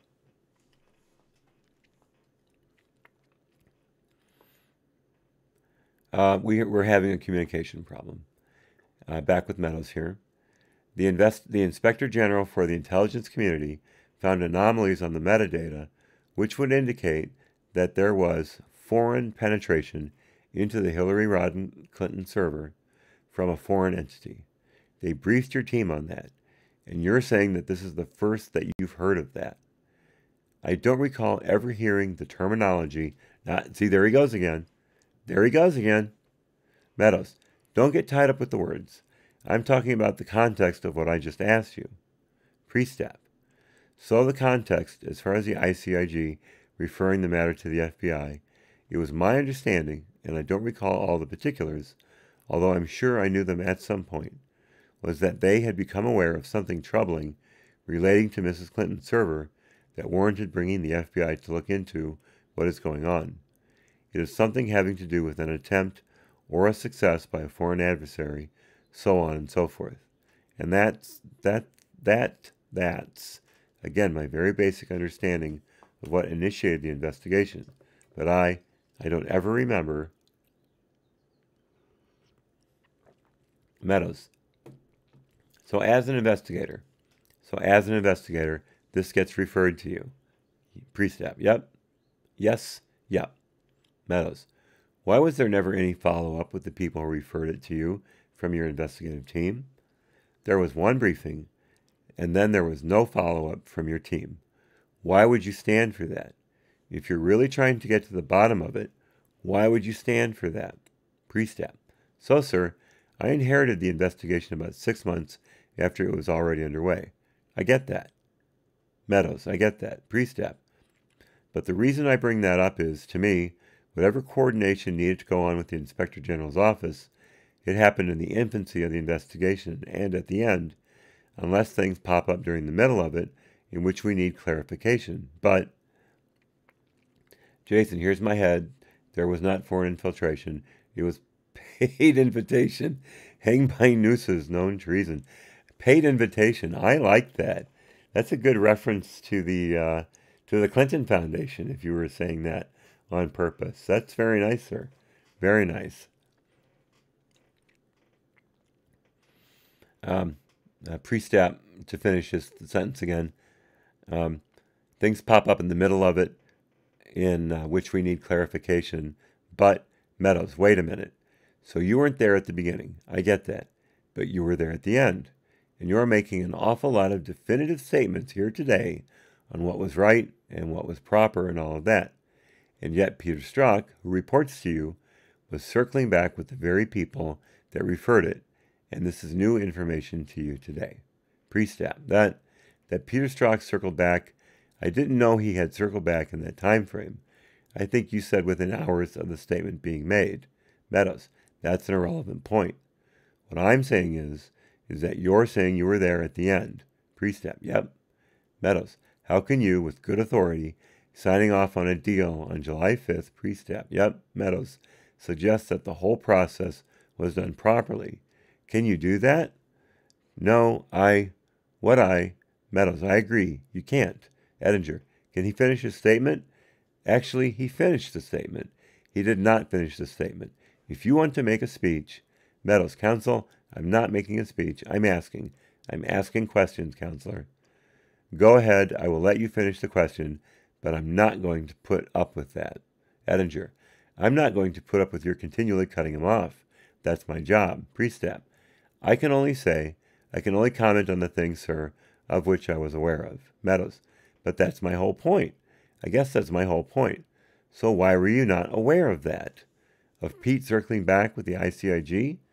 Meadows, of the whole process of anomalies that would suggest foreign intervention on a Hillary Rodham Clinton server. Priestap, I was certainly aware of the necessity, the worry that exactly what you're explaining took place. And that's why we dedicated the resources we did to try to determine if, in fact, that had occurred. I never had anybody on my team brief me that we had evidence that what people were afraid of might have actually occurred. Meadows, okay, so that's, but you're making statements that Director Comey's public statements and sworn statements, you're making statements in here that there was no evidence of that. And yet, even with that statement right there, you're saying that you were never briefed. So how could you knowingly admit or confirm or deny that was going on? Priestap, because I had regular meetings with the people, again, the people I named before who were overseeing the team. And it's a question I asked frequently. And so if it was happening, they didn't tell me it was happening. All right, so you had regular briefings according to your testimony. Almost, certainly Monday, Wednesday, Friday. Yes. But almost daily, I think, was your words. Yes, sir. Yes, sir.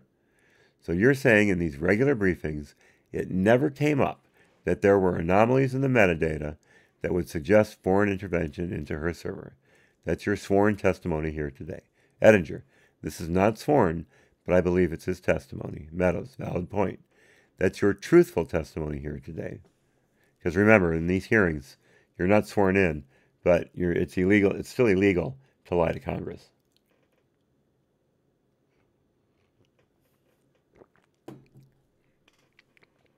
Priestap, I want to be careful of the word suggest. It depends on what your definition of is, right, counselor?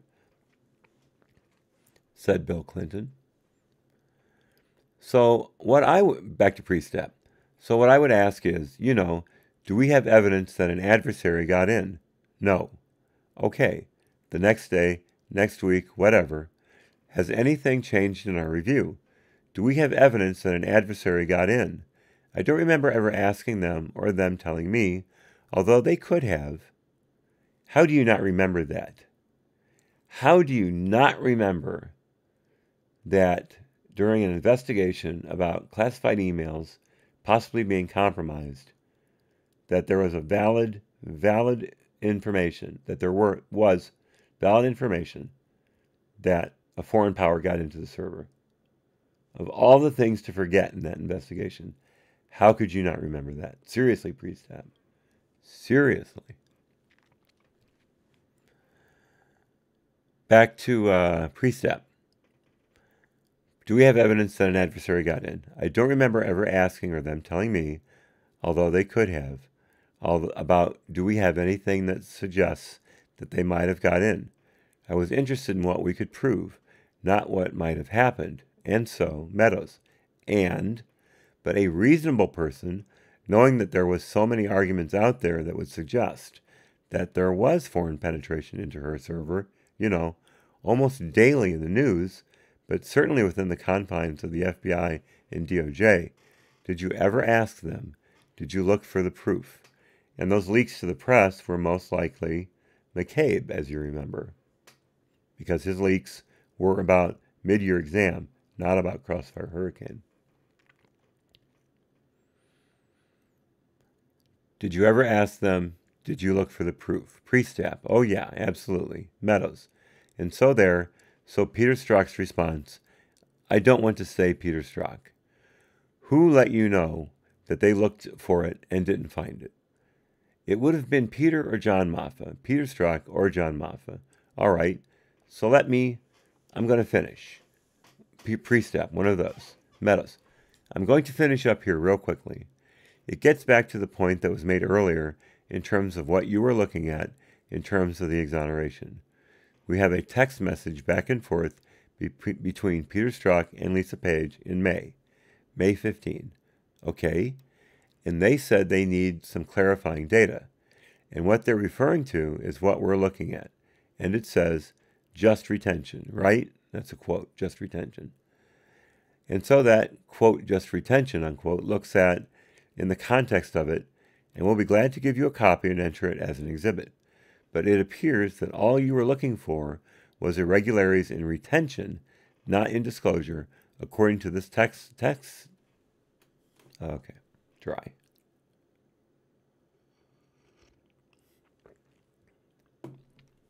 According to this text message back and forth. And Priestap, could you repeat the Meadows? Okay, it would have been 5:15 at 2300 hours, 39 minutes. That's Sunday. Need some clarification. Got it, sir. Meadows. So having read that, is it your understanding that you primarily looked at retention problems, not disclosure problems? Because that seems to be the context. Let me break here for a second.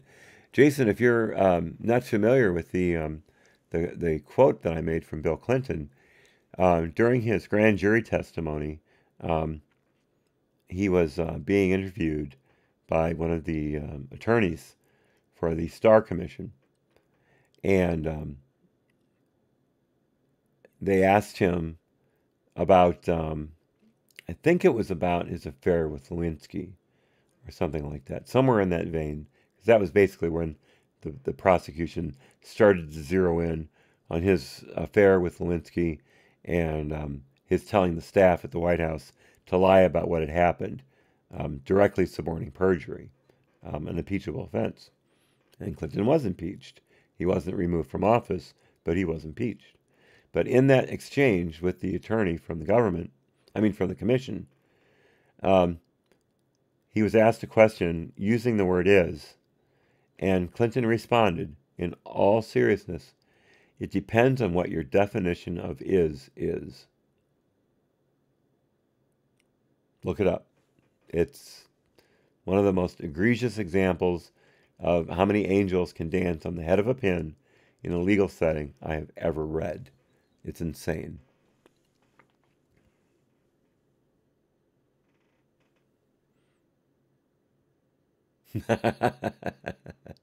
Yes, you are plugged in, sir. Yes, you are plugged in indeed. Now that I read your comment again, I get it that you knew what was going on, but I just thought I'd lay that out there just in case, because if I'm not anything, I'm verbose. I like to hear my own voice, I guess.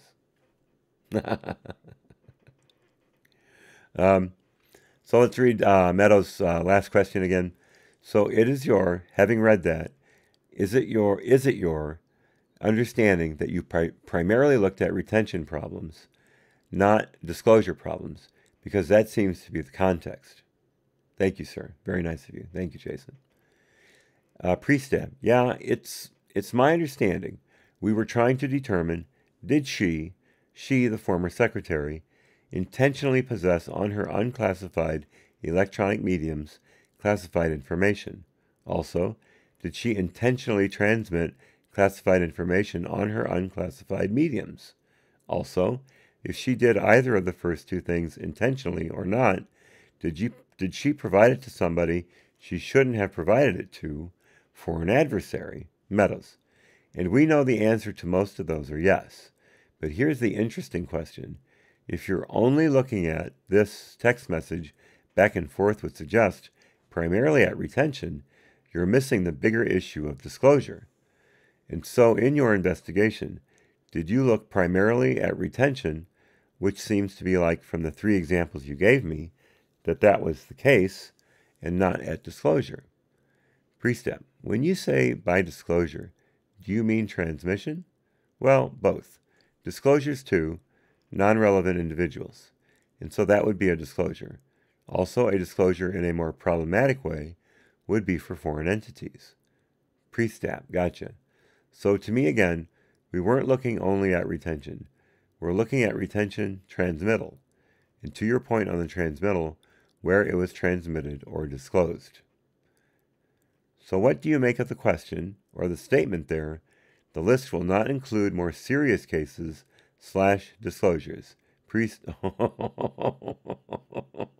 Oh my gosh. The corner just got to be a very tiny space. Priestap, yeah, I don't know. I mean, Meadows, Peter Strzok was obviously the one leading this investigation. So do you not see that as an issue if he is looking at retention primarily and not disclosure? Yeah, but sir, again, he was one of the people leading this. He wasn't the only one. And, well, you said he was the expert. That's your words, not mine. Priestap, I said he was a counterintelligence expert. He wasn't the only expert on this case. Was he the lead investigator? He was the lead agent. He was not the lead analyst. I consider our analysts investigators as well. Meadows, so did he, Priestap, but he was one of 2 lead investigators. Meadows, so yes or no? Would there have been a higher priority on looking at retention issues versus disclosure issues? Is that fair to say? Higher priority. I don't think we consciously, maybe put this differently. I didn't consciously put a higher priority on looking at retention as opposed to transmission. Mishandling can occur in either case. And I'd argue you can't transmit if you don't have it in your system to begin with. Yeah, who's on first, right, Jason? You had, I believe at the front, you had Priestap and you had Strzok and John Maffa. I believe those were the 2 leads. Yeah, definitely. And I don't know is on third. And I'd argue you can't transmit if you don't have it in your system to begin with. Meadows, all right. Final question, and I appreciate the patience. A text message, actually. We'll give you a copy of this and maybe introduce it as an exhibit if it's relevant for the staff to do so. On August the 5th of 2016, there was a meeting in which you were at. It appears to be maybe a meeting, the first of a regular weekly meeting, or as it related to a new investigation that you were setting up. And it says at 16:37 and 16:37:25, so I guess that's seconds. At that hour, it says, "Hi, it went well. This is between Lisa Page and Peter Strzok. It went well, best we could have expected other than a redacted name. And that redacted name is redacted. Quote, the White House is running this." Let's see how he runs this question, as the Democrats have already put it out there. Who was the redacted that was in that meeting with you on August 5th as you started a new investigation into another subject? Oh, you know he can't answer that, Meadows. Come on. Priestap, I'm sorry, but I'm not following you on that. No. I see the text.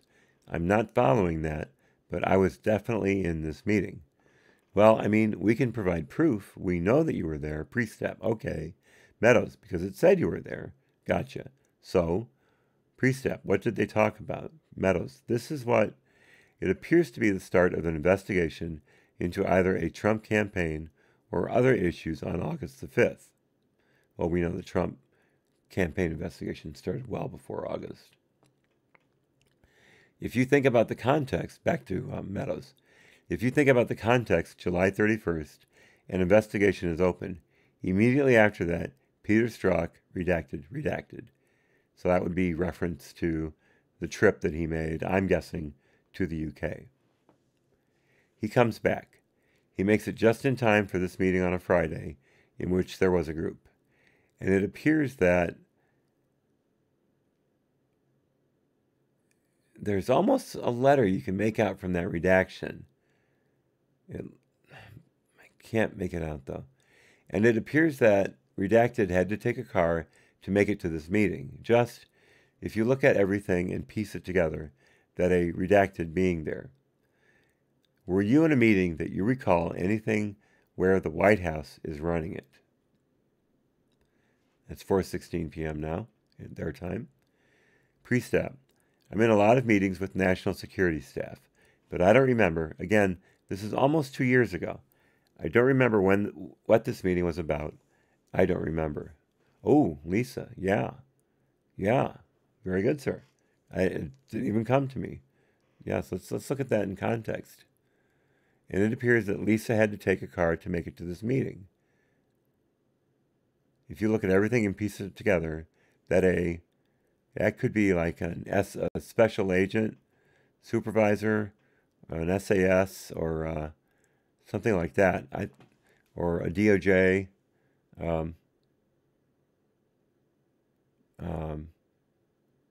or a first name, or a short last name. Yeah, Lisa's good.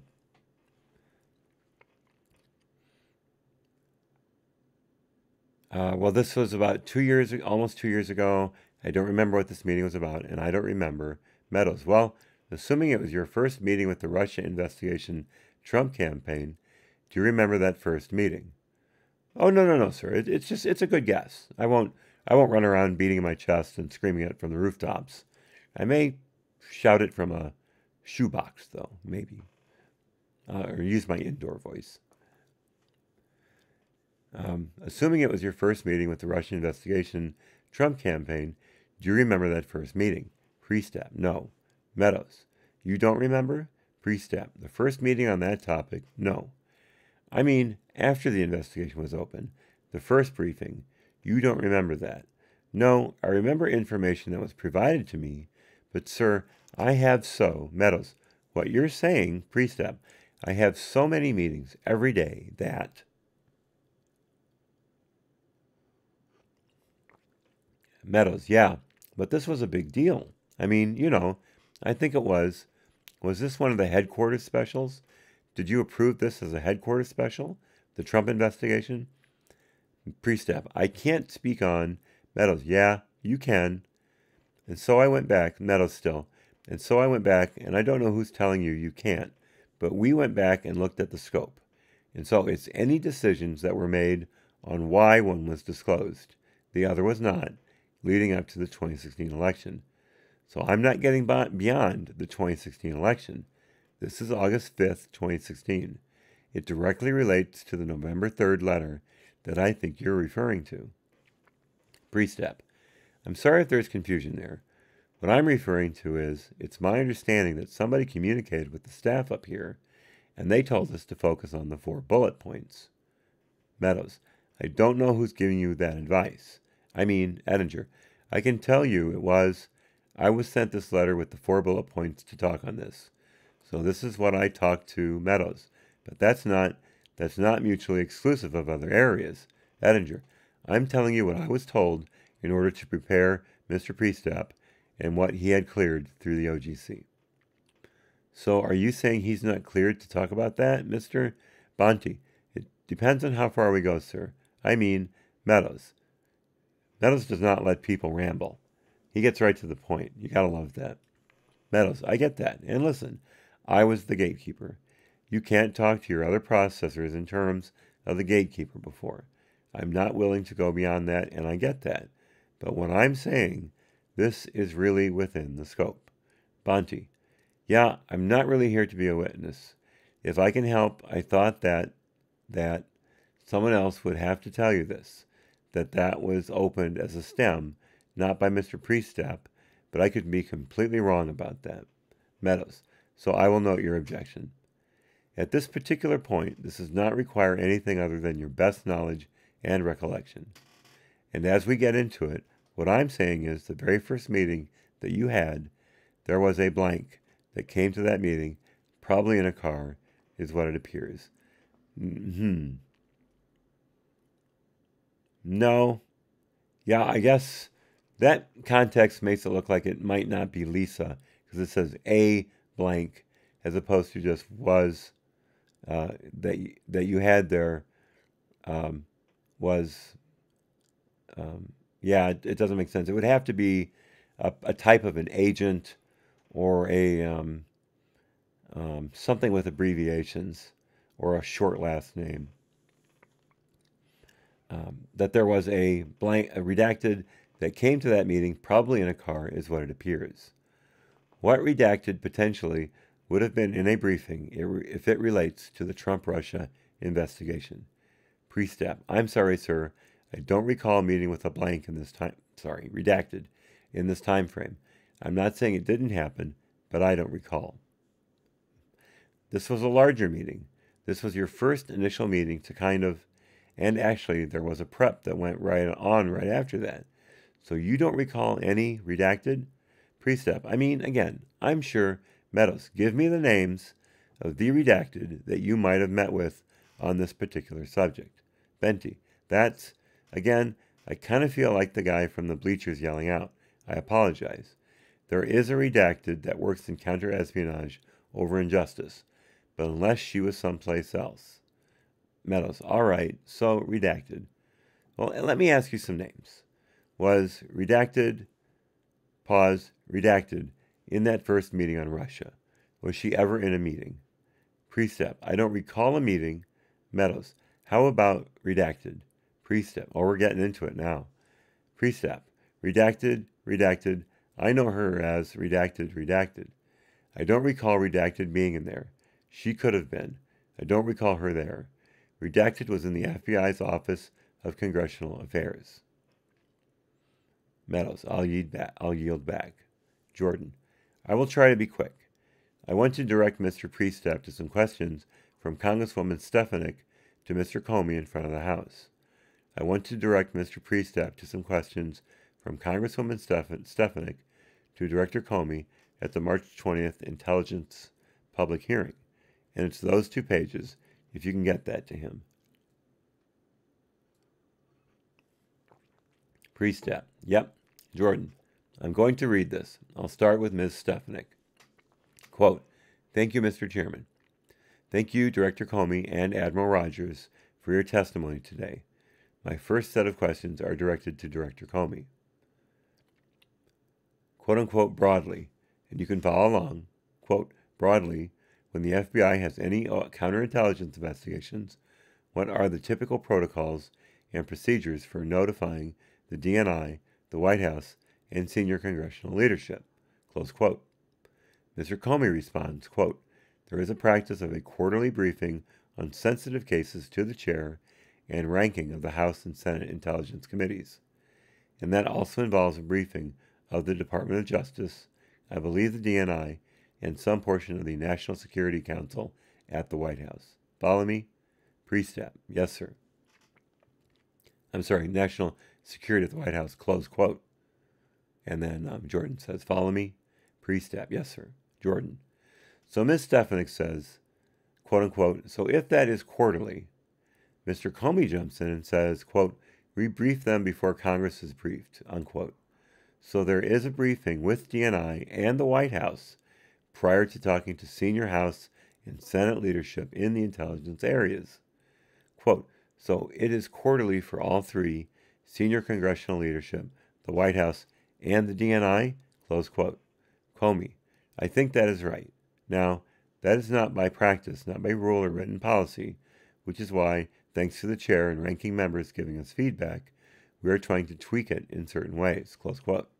Stefanik: quote, so in your opening statement, you confirmed that there is a counterintelligence investigation currently open, and you also referred that it started in July, close quote.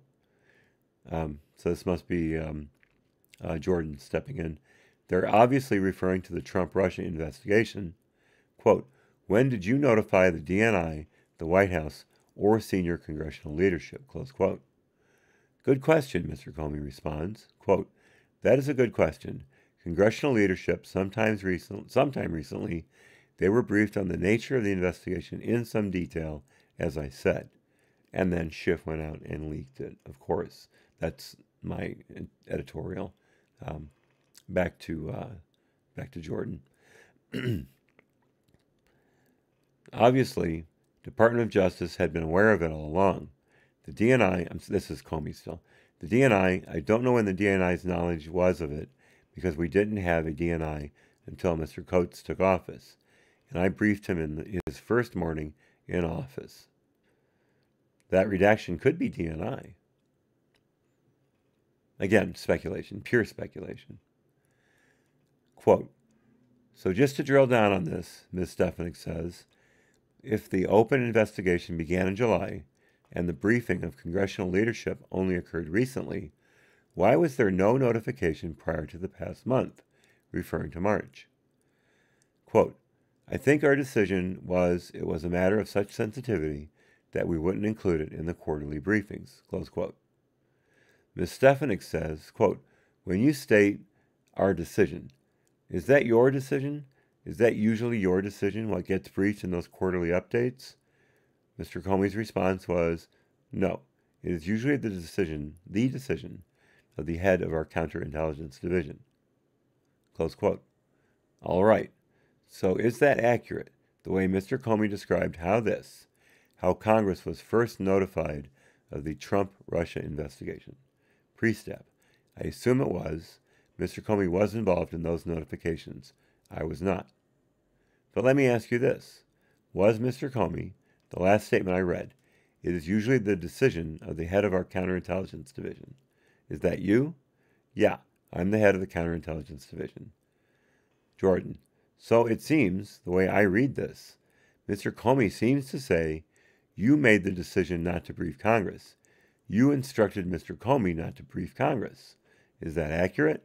Priestap, I don't instruct Mr. Comey, nor did I ever instruct him to do anything. So why would Mr. Comey testify the way he did then? Anvil, hammer. I think it was our decision. He says no. It's usually the decision of the head of the counterintelligence division, not his, when Congress gets briefed. Priestap, when Congress gets briefed?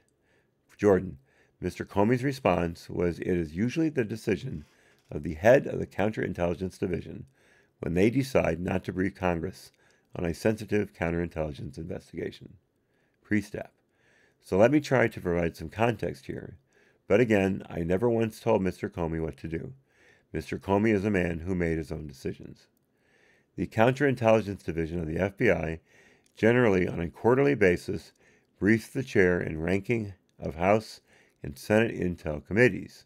Jordan, yes. Priestap, it's my understanding that we do that because we have an obligation to keep those committees apprised of significant intelligence failures or significant intelligence successes.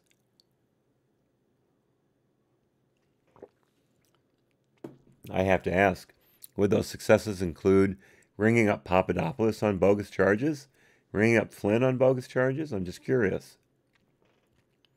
So, thus, on the regular basis in which they are briefed, this is Priestap still, they aren't so much case briefings as what we are providing them, again, are significant intelligence failures or successes. We do not, and again, I can't say it in this setting, but please believe me, we have thousands of counterintelligence investigations. The FBI and the Counterintelligence Division does not brief Congress every time we open a counterintelligence investigation. Yeah, but what about one that's involving a presidential candidate and later on an actual president or a former Secretary of State who was the Democratic candidate for the president? That would seem to me to be fairly significant, as opposed to some guy on YouTube who posted a jihadi video that the algorithm didn't take down in time before it got flagged and noticed by someone brought it to the FBI's attention. I seem to see a slight difference in the importance level of those two things as far as Congress is concerned. But again, maybe that's me.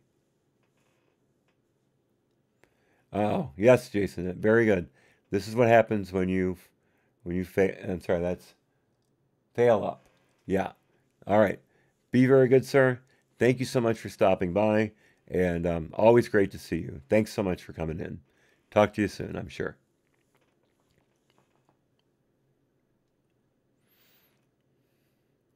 Back to Jordan. I'll repeat that. I guess what I'm asking, Mr. Priestap, is who made the decision not to brief Congress in this particular instance? Mr. Comey. Jordan. Mr. Comey says it's usually the decision of the head of our counterintelligence division. I'm not saying, Mr. Comey's words are, it's usually your decision. And I'm asking, is that the case here? Priestap. I don't know what was going through Mr. Comey's mind. But I think what he's getting at is, it's the head of the FBI's counterintelligence division who usually provides the quarterly briefs to the chair and ranking of SSCI and HPSCI, and who usually decides on the content of those briefings.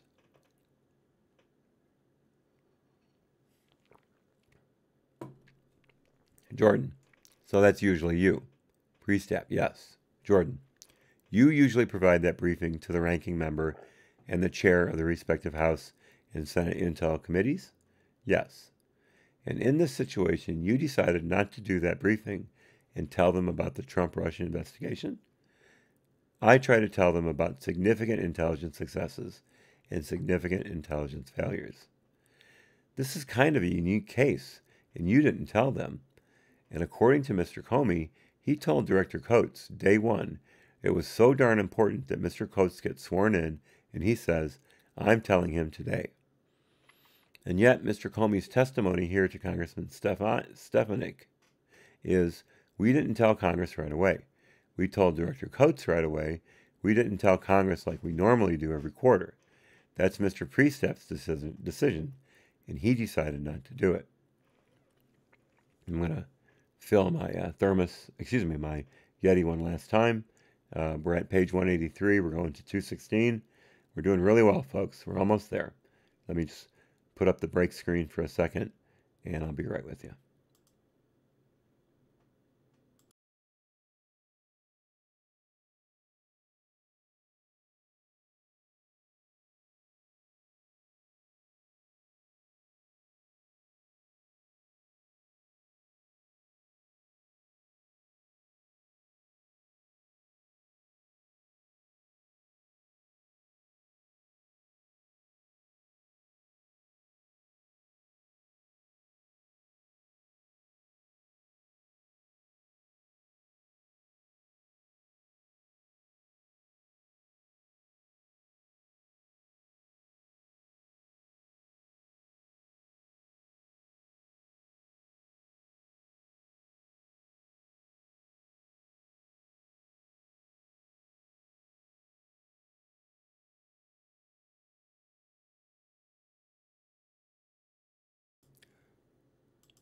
Okay, home stretch.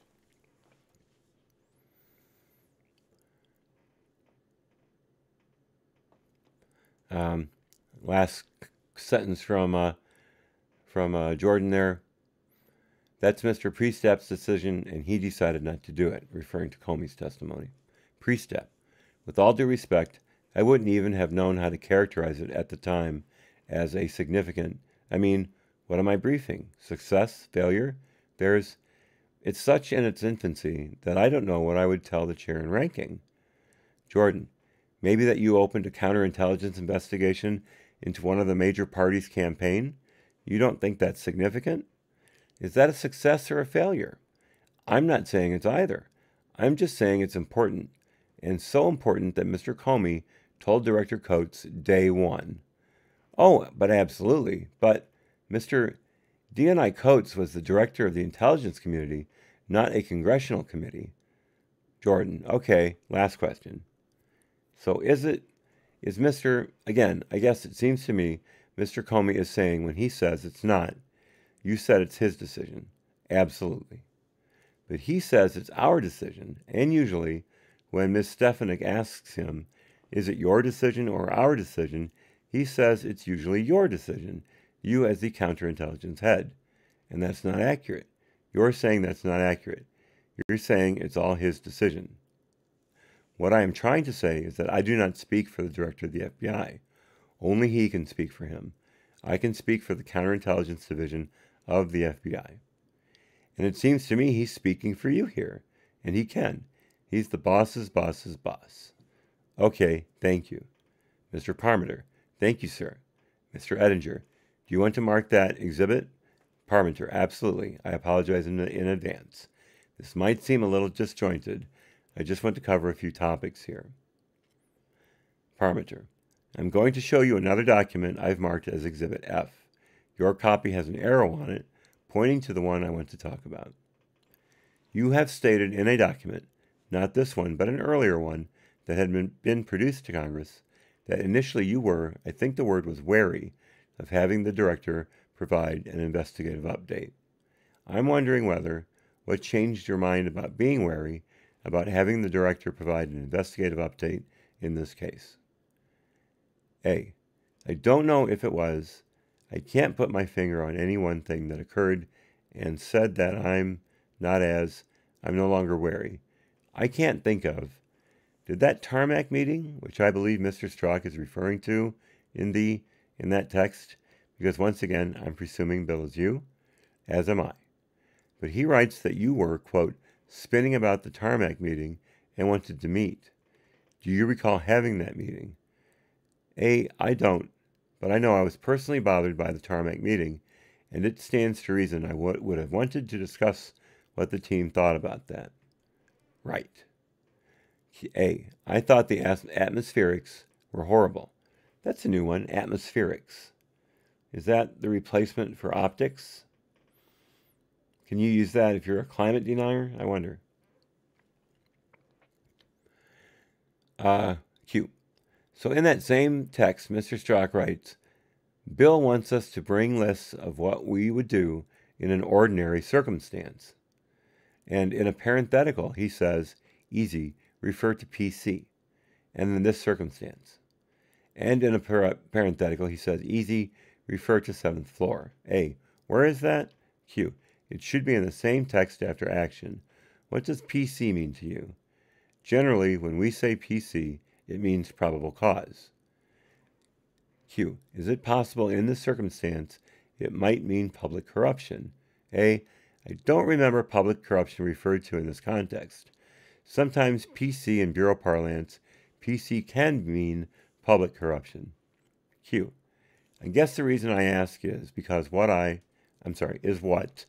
way you could read this is to say easy, refer it to as a criminal matter to be investigated. Whereas, with the second part of this, it says easy, refer to 7th floor. What is the 7th floor? A, the 7th floor is where our most senior leaders, so the director, deputy director, executive assistant directors sit. So it's the ultimate bosses of the organization.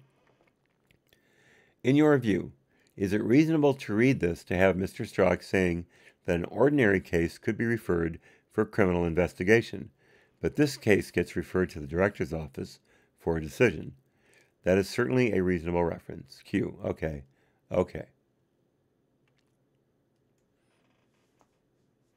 Yeah, Rod Rosenstein, right? Definitely. Yep, he's up there. I wonder how many floors there are. I mean, are they like, at the tip of the pyramid there?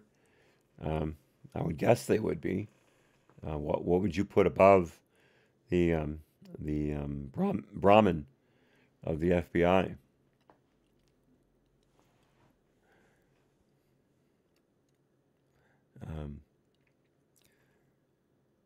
Let's see. Okay, yes. Okay. Ettinger, since we already have an Exhibit F, do you want to call this Exhibit G? Parmenter, I'd be happy to. Questions by Mr. Parmenter. Jumping around a little bit here, what was the earliest point in the investigation? In the last hour, you talked a lot about the statement when there was an opinion regarding charging in the case. Do you recall? I don't recall. Would it have been around the time that the statement was drafted, since it contained a conclusion? That stands to reason, yeah. And so you don't recall an opinion, so you wouldn't remember who would have offered perhaps an opinion on that? No. Did individual or group opinions change as the case progressed, as the investigation progressed? No. No. Told at the outset, don't push this because there's not going to be any charges. So everybody knew from the beginning it was a dead duck and to just kind of go through the motions. I'll ask that question again. Or this is me saying from Parmenter. Did individual or group opinions change as the case progressed, as the investigation progressed? A. That's certainly possible. I don't remember. I don't remember that anybody at any, as we were going through, thought, that in effect this looks like a prosecutable case at any time. So it wasn't like it's looking like prosecution, or we would be able to recommend prosecution, what have you. And then something happened, and nope, we don't. It was more, boy, is there any here, any there? Yeah, right. Q. So I guess when the director, on that subject, when the director authored the statement back in the early part of May, or in April, it was April, yeah, I believe you stated that was where you anticipated the case going. Was that, to find that she didn't act with gross negligence? How many witnesses had the Bureau not interviewed at that point? Great question. I don't know. I think ultimately we interviewed, in the neighborhood of 70, 72. And by May, we would have, of course, 10, 11 months into the investigation, we would have interviewed 50, 60, maybe 65 witnesses, meaning lots of people. We would also have reviewed thousands upon thousands of emails. What I'm trying to say is we would have done a substantial amount of investigative work. But let me add here, you start off with the little fish first, and you build up to the top of the ladder. So you can get the little fish to give you information to ultimately use against the big fish as you question them. Of course, in this case, everybody lied. Everybody was given immunity. So there was nothing to hit the big fish with by the time they got to them. So, again, it was a foregone conclusion, even though they hadn't interviewed people like Clinton's lawyers. I think they had already questioned the guy who set up the server by then. I'm pretty sure. And they certainly hadn't interviewed Clinton yet. But again, they knew no matter what she said, she was free to go. So I don't care how much work you've done. It didn't matter at all. Q. But it's reasonable to assume that there would have been between 15 and 25 witnesses left to interview, including the secretary. Oh, that's a good number. Sure. I don't know the exact numbers, but I believe we can stipulate that her interview was July 2nd of 2016. Yeah. Oh, I thought it was July 3rd. My mistake. Yeah. Q. Okay. I believe in perhaps the same document when you were providing feedback on the director's statement. One of the things that you recommended was that the director explained that the FBI can, in good faith, recommend that you not pursue charges in a case when someone has committed a crime or in a case where there's criminal activity. Do you believe there is criminal activity in this case? No. You're either a liar or a moron, I'm thinking. Q. Did everyone on the team agree with that conclusion? A. I believe they did. Summers. Which team? Both the mid-year exam or, the executive team or the investigative team? Priestap. Certainly the executive team. It was my understanding that most, if not all, of the investigative team felt the same way. Summers. Where did you get that understanding regarding the investigative team? Priestap. From Pete, Lisa, and John. Not Lisa. Pete, John, and Sally. Parmenter. How did the mid-year exam team, the team that was briefing the director, the team composed of senior officials, get briefed about the evidence in the case? Who was doing that on a regular basis?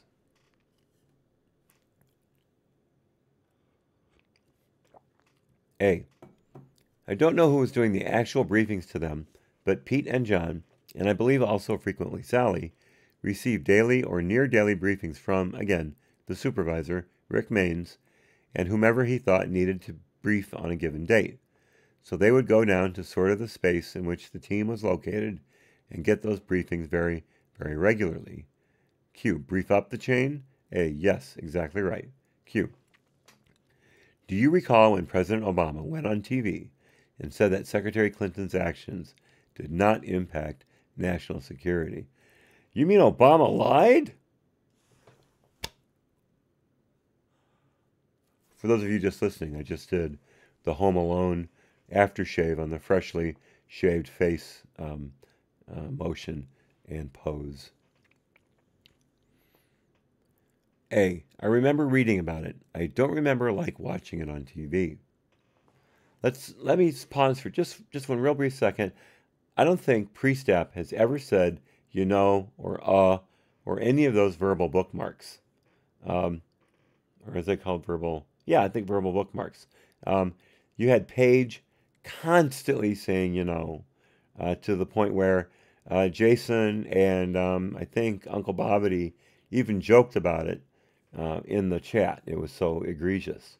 So it's nice to read someone who's very calm and very well spoken.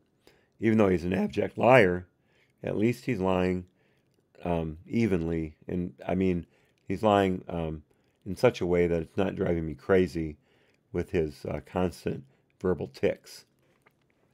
I mean, I forget words all the time. And I know you guys could probably do without those long pauses as I try to come up with what is a fairly simple word. That's what being on Ambien for 6 months will do to you, just so you know. But yeah, it's refreshing. It's refreshing. Let's go back to the Q. Do you recall having an effect on anyone, either on the mid-year exam team or on the counterintelligence division? A. Sure, we found it troubling that it was discussed. Questions by Mr. Breitenbach. I just want to interject real quick. Mr. Priestap, you just said that you do not believe that former Secretary Clinton committed a crime. I do not. No. All right. I just want to direct you to, I know we have other copies of this, but I can give this to you. Let me just read this. Let me just read. This is an email from you to Mr. McCabe and Mr. Rybecki dated May 18th, 2016. All right. One of your points that you make here, you say, quote, Deputy Director and Jim, below are my thoughts on the director's draft and on whether the director might provide an investigative update. Thank you for asking to weigh in. Bill, close quote. Priestap, In one of the bullets, you say, I believe it's equally important for the director to more fully explain why the FBI can, in good faith, recommend to DOJ that they not charge someone who has committed a crime as defined by the letter of the law. Oh, man. Could you imagine? Could you absolutely imagine if they had done that? If they had, and again, this is a recommendation. This is not a ruling. So they would have said to the DOJ, yeah, she broke the law, which is basically what Comey said in the beginning of the July 5th statement. Yeah, she broke the law, but we're not going to charge her, or we don't recommend charging her. And then it would have been the DOJ's court. And Lynch had said that she was recused, that she would leave it up to her line attorneys, which we know was a complete bullshit. They'd already been instructed on what to do.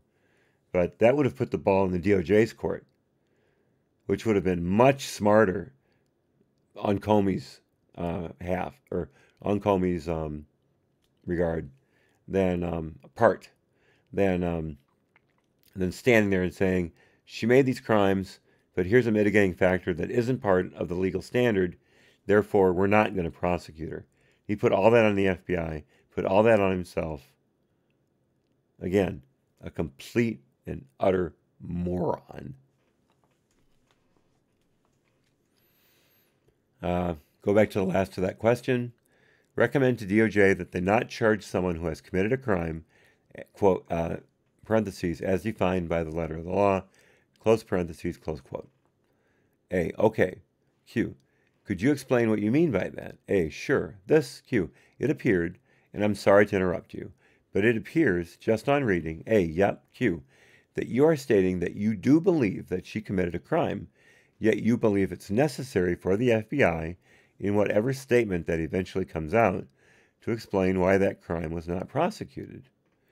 A, correct me if I'm wrong, But this was in response to the director's initial draft statement, was it not? No, I don't believe it was. This is dated May 16th. I believe, and the director's original statement was May 2nd. So it may have been in terms of a future draft, but the original draft, no, this is a later period.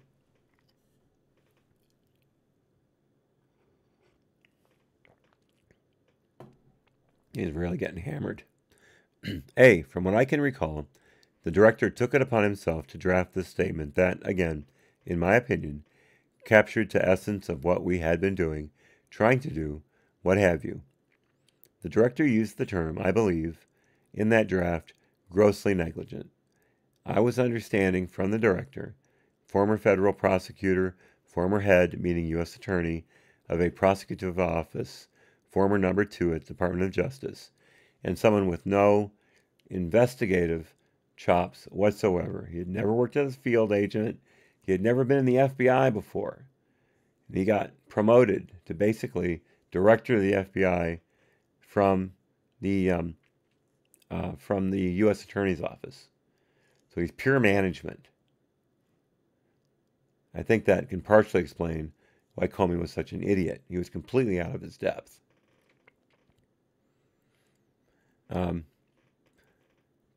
Backing up a little bit, this is Priestap, former head, talking about Comey, meaning U.S. Attorney of a prosecutive office, former number 2 at Department of Justice. I was understanding by him using that language that he had come to the conclusion that Mrs. Clinton's actions had satisfied the requirements related to the grossly negligent standard and the federal criminal standard. In other words, I was deferring to his prosecutive experience in making that call. But Comey's not a prosecutor. He's the head of the FBI. The FBI doesn't prosecute. They recommend whether or not a case could go forward to adjudication.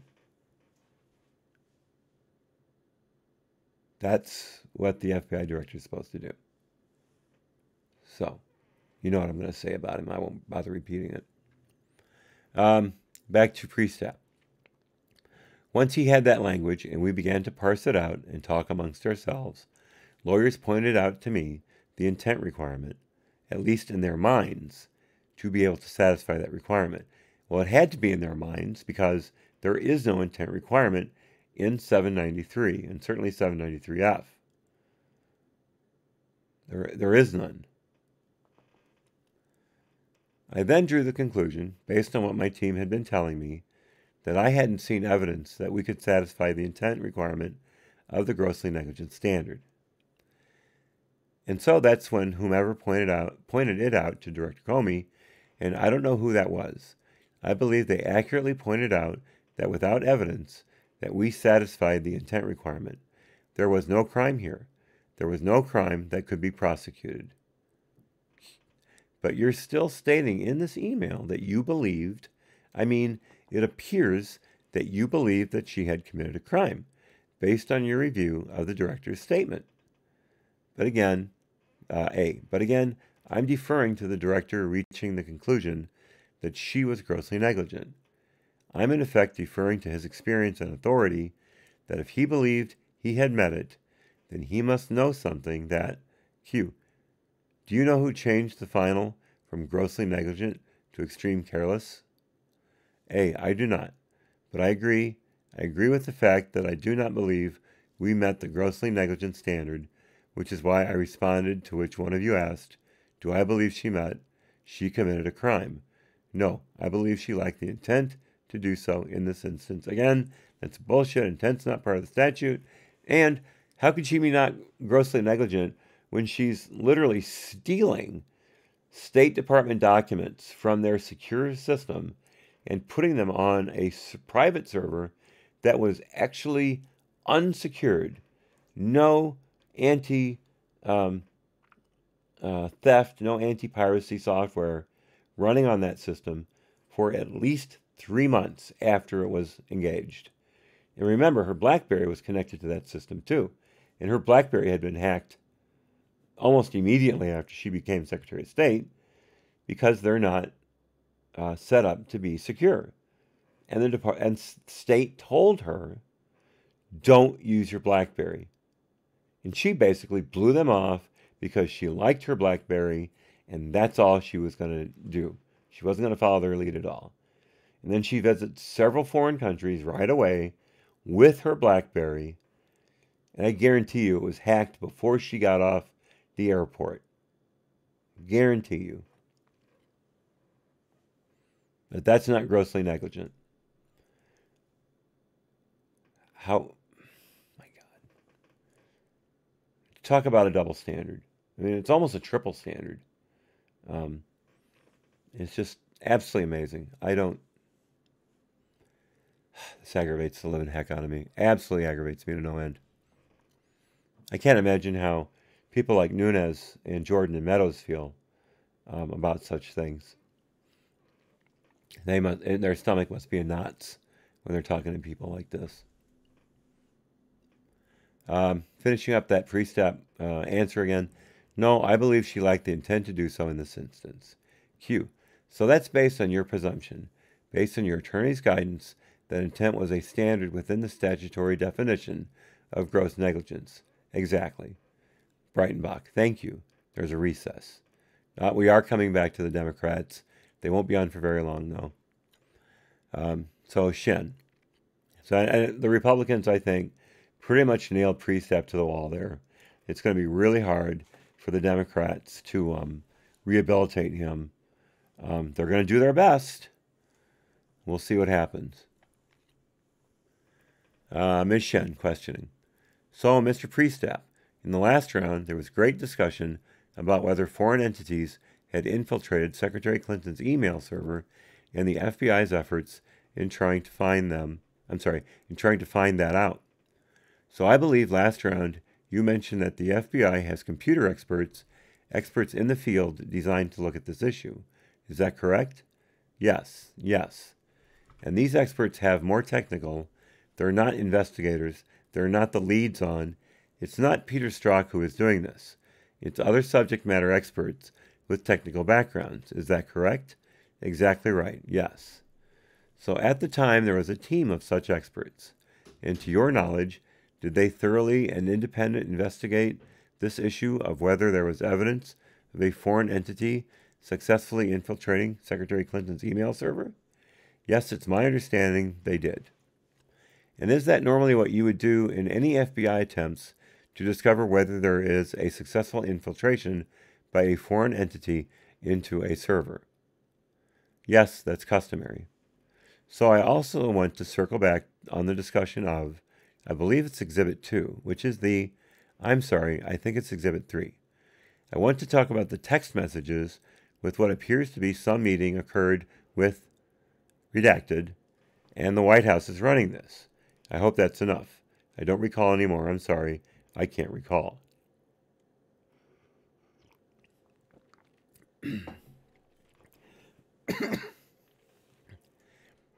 She continues, Exhibit 2, thank you, okay. So just to remind me, really, you said that you do not recall being at a meeting where someone said, quote, the White House is running this. And again, it's the quote that they're using, not a paraphrase of what they're talking about. So he can weasel out of this answer because he can say, I didn't hear that quote. I do not recall that. Correct. And whatever meeting may have occurred that involved someone saying this phrase, do you recall? You wouldn't recall what that meeting is about specifically? I do not know. And so that meeting could have been about Russia. It could have been nothing to do with Russia. It's not something that you can speak to. Is that correct? That is correct. How often does he meet at the White House to talk about cases? Which is something I don't think you're actually supposed to do anyway. So I could be wrong there. It's just kind of a gut feeling. Is that correct? That is correct. So the text message we're talking about is August 5th, 2016. Around that time, there were briefings involving the FBI and Russian interference generally with the White House. So let me rephrase. So there is the separate issue of investigating, just in a box, whether Russia was trying to interfere with the U.S. election that the FBI was involved in investigating. Is that correct?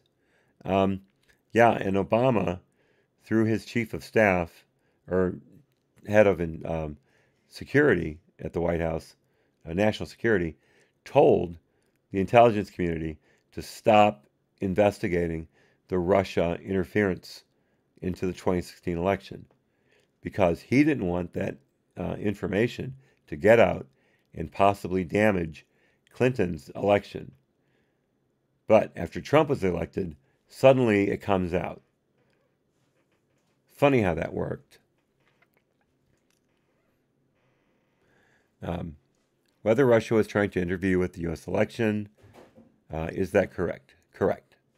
And on that narrow issue alone, would the FBI have been providing updates to the White House on a recurring basis? No. Okay. Ms. Shen, okay. So on this different issue, I'll let Janet do this. I think that's supposed to be I'll let Janet do this. By Ms. Kim. Mr. Priestap, I'd like to go back to the excerpt from Director Comey's House Intelligence Committee testimony that you were read by Mr. Jordan, I believe. Okay. It's the exchange that Ms. Stefanik had with Mr. Comey about who decides when to give congressional briefings. Okay. Do you remember after the opening of the investigation of the Trump campaign investigation in July 2016, when the next quarterly briefing to Congress was scheduled to be? No. But presumably you were serving as the head of the Counterintelligence Division at the time of that next briefing? I was. And were you the final decision maker at that time about what to include in the FBI's quarterly briefings to Congress? Final decision maker? Final decision maker? I don't know that I'd put it that way. I would propose to my seventh floor, the person I answered to directly, the executive assistant director, what I thought ought to be briefed in the quarterly briefing. And I'm sure there's times he deferred to me, and I'm sure there's other times, where he probably wanted to talk to others to make sure everybody was comfortable with me briefing what I anticipated briefing. Q, sure. Let me parcel that out a little bit. So the seventh floor manager you were discussing, is that Mr. Steinbach? Yes. Or Bach. When I first took over the job, Mr. Giacalone was in the role, but he left within a matter of a couple months, and Mr. Steinbach replaced him. Right. So let me try, to understand what you're saying. You, as the head of the Counterintelligence Division, you are not in charge of what investigations to disclose publicly or to Congress. Is that correct? I am in charge of recommending what I think ought to be disclosed. And again, sometimes they defer to his judgment. Sometimes they want to talk about it. So when they defer to him, he is in charge of what's being disclosed because they're deferring to him. They're giving him the lead, in other words. I could be parsing that a little too closely, but that's how I see it. His answer again, I am in charge of recommending what I think ought to be disclosed. Q, right, A. And there's times others deferred on my recommendations, as I just said. Q, But for example, if Director Comey believes something should not be disclosed, or someone on the seventh floor, Mr. Steinbach or Mr. Giacalone, believed it should not be disclosed, that decision would override your recommendation. Is that correct? We've established that. A, absolutely. Q, okay.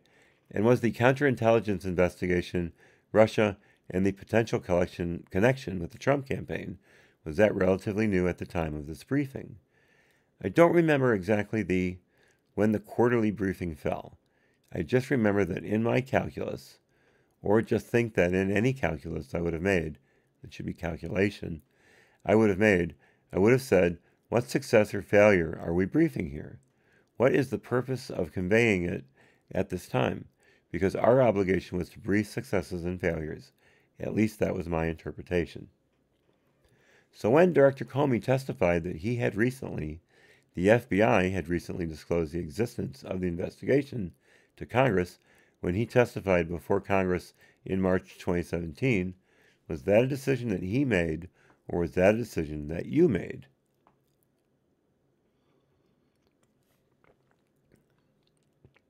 as he had already answered, Comey was the boss's boss's boss, and he didn't have the authority to tell Comey what to say. So once again, the horse is on the floor, dead, and beaten with multiple sticks. To repeat that last part of that question, was that a decision that he made, or was that a decision that you made? A, that's a decision he made. Q, and do you recall why the FBI decided to disclose the investigation to Congress at that time? I don't recall, no. And do you remember how congressional leadership reacted to the news of the open investigation? I was not there. Got it.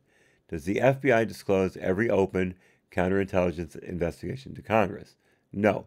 And again, he already covered that. Q. And I'm guessing some of the factors that affect the decision would be the sensitivity of the case, the newness of the case, the sensitivity of the different facets being investigated. Are those all decisions that inform whether to inform Congress about an investigation? Absolutely. And every one of those, sensitivity, newness, different facets being investigated, the sensitivity of those, all of those had to do with both mid-year exam and Trump-Russia. All of them.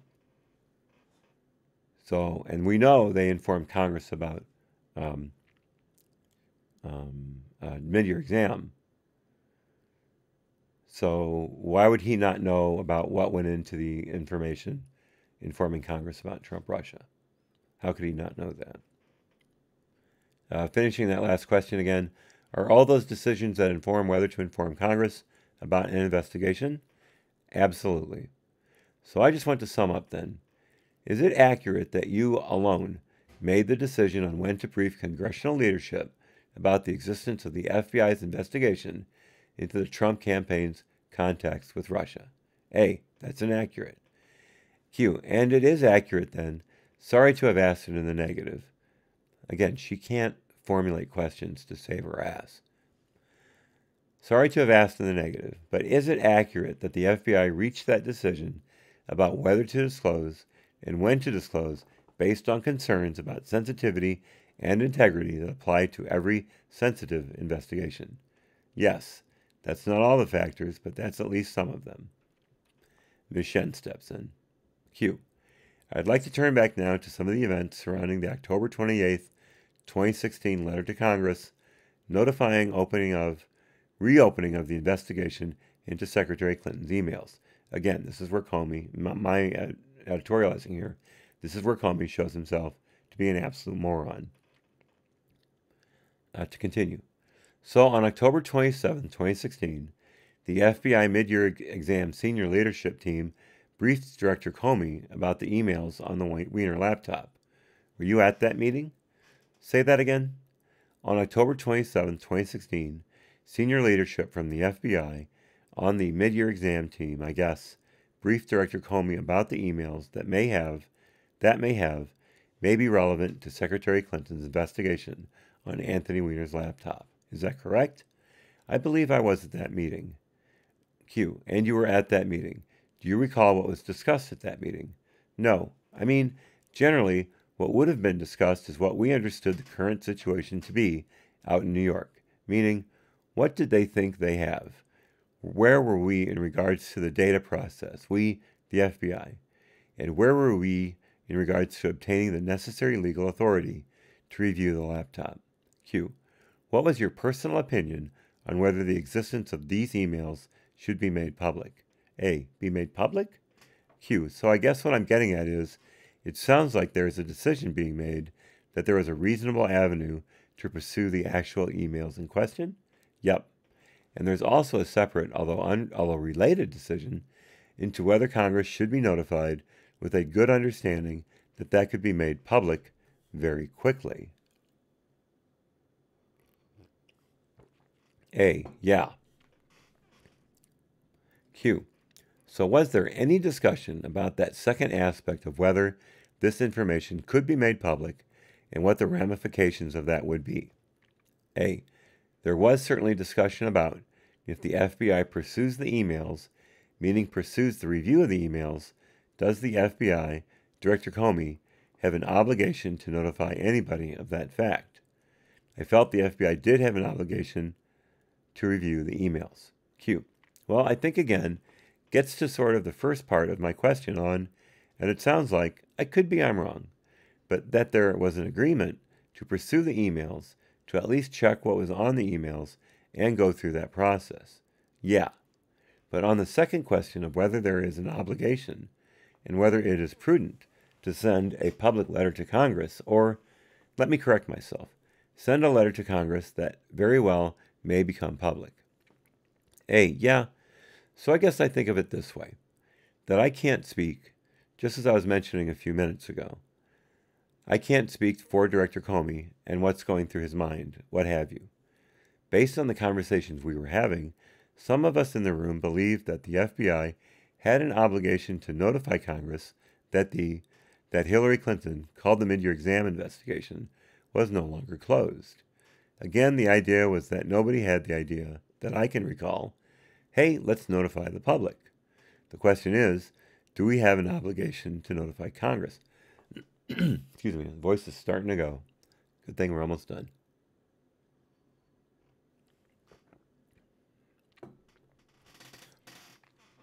Obligation to notify Congress, because Director Comey had previously advised Congress in sworn testimony that the FBI was finishing or finished its investigation. By us reviewing emails, I'd argue that the investigation is no longer finished. And as an aside, that was Comey's excuse for not telling the public that Trump was not the target of the Trump-Russia investigation, that he was not under criminal investigation. Trump asked him 3 times to relay that information, and Comey's rebuttal was, if I say that you're not under investigation, and then it turns out something comes up, and you are, I have to reverse that. Well, he'd already made a precedent with Clinton, so, was he like, God, I was really stupid that last time. Shouldn't have done that with Clinton, so I'll never do that again? Or was he just playing a double standard? Now, I'll say again, the FBI didn't do Clinton any total favors during the mid-year exam investigation. I mean, McCabe leaked information about it to the press. They gave that July 5th press conference where they said, here's all the laws she broke, but we're not going to prosecute her. They released the reopening of the investigation late, right before the election, basically. Whether or not that changed anybody's mind, I don't know. I think by that time, everybody's pretty well made up their mind, and in their head, they've already pulled the lever that they consider to be the right one. They've just got to go through the motions now. But if the Clinton campaign really hit that hard that it cost them the election, we'll see about that. I think we have seen about it, and the answer is no. But they really, in many ways, hurt her campaign. So they did give her the ultimate gift, but they knocked her around a little bit too. That last part of Priestap's answer, by us reviewing emails, I'd argue that the investigation is no longer finished. Q.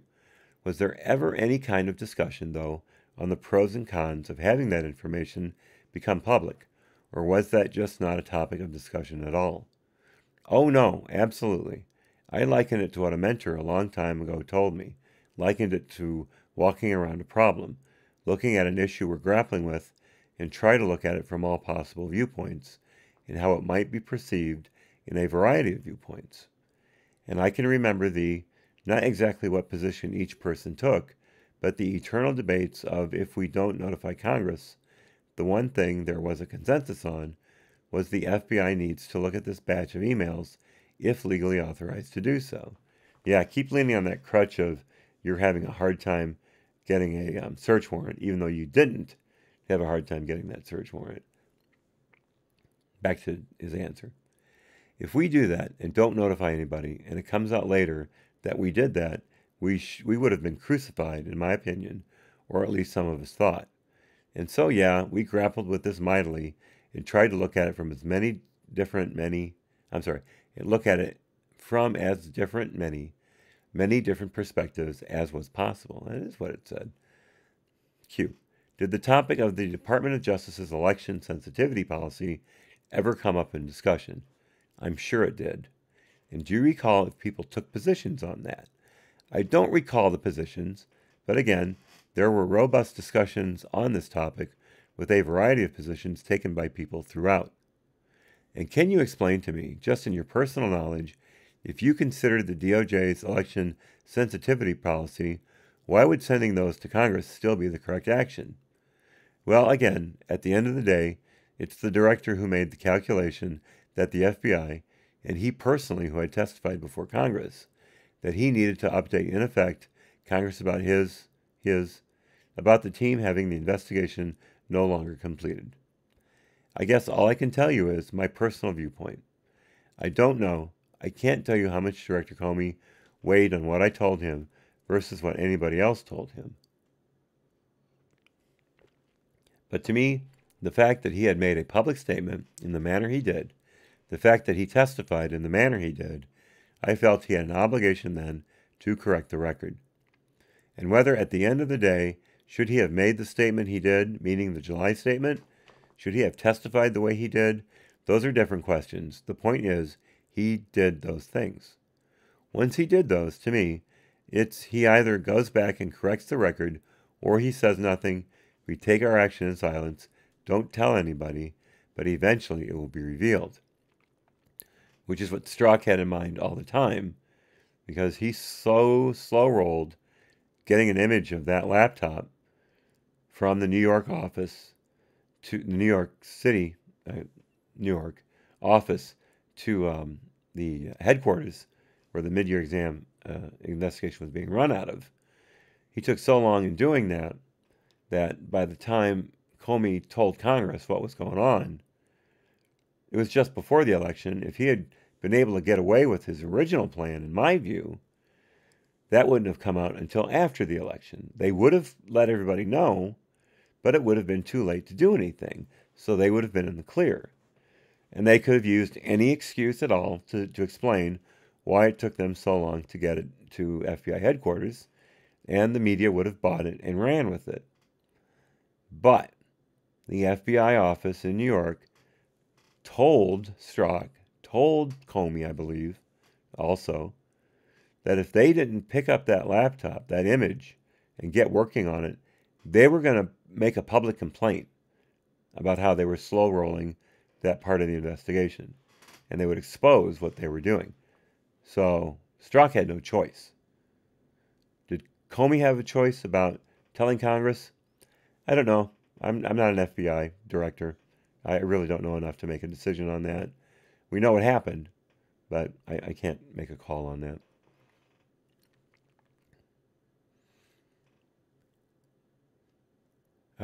But eventually it will be revealed. We're still talking Priestap here.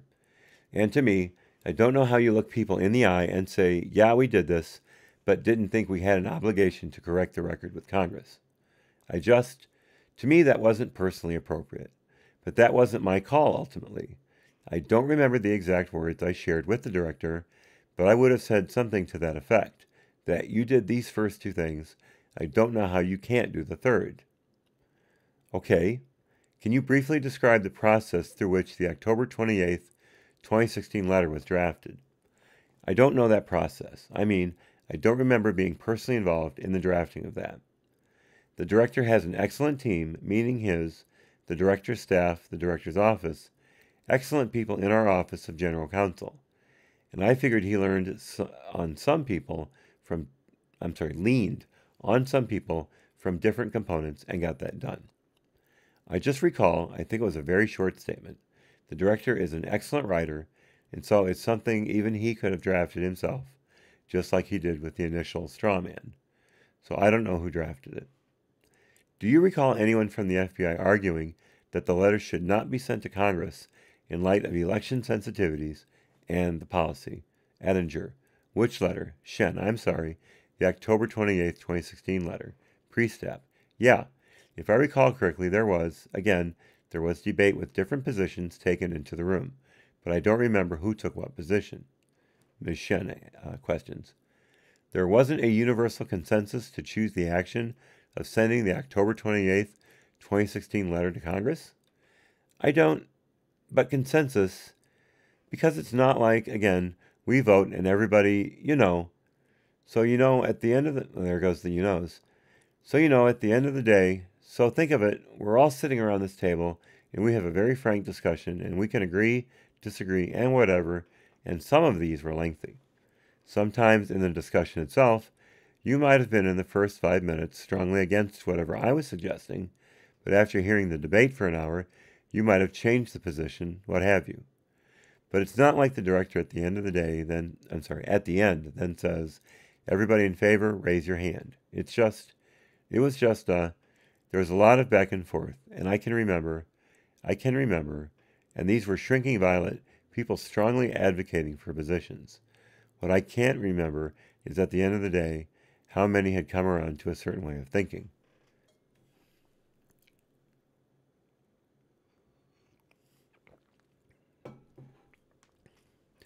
But I think, this is Priestap still, but I think, not positive, I think by the end more people than not, to include the most important person, the director, who gets to make the decision, sided with you, have an obligation to update. Okay, so when did the FBI ultimately seek the search warrant for the emails on Anthony Weiner's laptop? When did the FBI ultimately seek the search warrant for the emails on Anthony Weiner's laptop? Repeated herself. And of course, Priestap wiggles out of the answer with, I don't know the exact date, which is what he did the first time. Q, do you recall when these emails were made available to the FBI? No. Are you able to describe what the FBI review would have looked like, how that would have gone? Just very generally. Once the data processing was done, once the legal authority was obtained, we would have identified a group of individuals from the team. Because the team was no longer together, because the investigation had been concluded, or we thought concluded. And so, for example, people who were in a field office would have returned to the field office. Regardless of that, we would have said, hey, we've got this new batch that needs to be reviewed. Who are the best people to review those? We would have then ensured that we have the necessary computer systems to do the review in the best organized, most efficient, most comprehensive manner. So again, finding the requisite people, finding the requisite equipment, room, all that, handling all those logistical things, and we would have just started reviewing. Okay, back on the record at 5:15 p.m. Ms. Shen, did any of the additional information discovered in reviewing Anthony Weiner's laptop change your opinion of whether Hillary Clinton should be prosecuted? No, it did not. Well, of course it wouldn't. Of course it wouldn't. Why would we expect it to? Q, do you recall any discussions or acknowledgments that sending the October 28th, 2016 letter to Congress could have had an inadvertent impact on the election? A, I don't remember it in the context of, that somebody brought up, hey, this is going to have a negative impact or a positive impact, or I'm not saying that didn't occur, but I don't remember it in that regard. But certainly, I remember it in regards to, and again, it's the policy you referenced earlier, that it is appropriate with this timing and consistent with the policy on this. It was more in that regard, as opposed to, is this going to be helpful or hurtful to a particular candidate? Q. But outside of the question of whether specifically it would help or hurt the election, just was there any discussion or concern raised that it would have an impact on the election in any way? Yes, yeah. And so some people raised those concerns. How many people raised those concerns? I don't know, but again, I know it was certainly an important consideration that was not glossed over. Just for context purposes, because the other thing that we had to consider is if the investigative activity that we wish to take was not revealed to Congress, and then there's an impact, outcome of an election, and then it comes up, and then is somebody going to call in that the results of the election are illegitimate because the FBI attempted to conceal the fact that they were reopening an investigation. The press would have supported you guys all the way. There were no worries about that, Priestap, and you know it.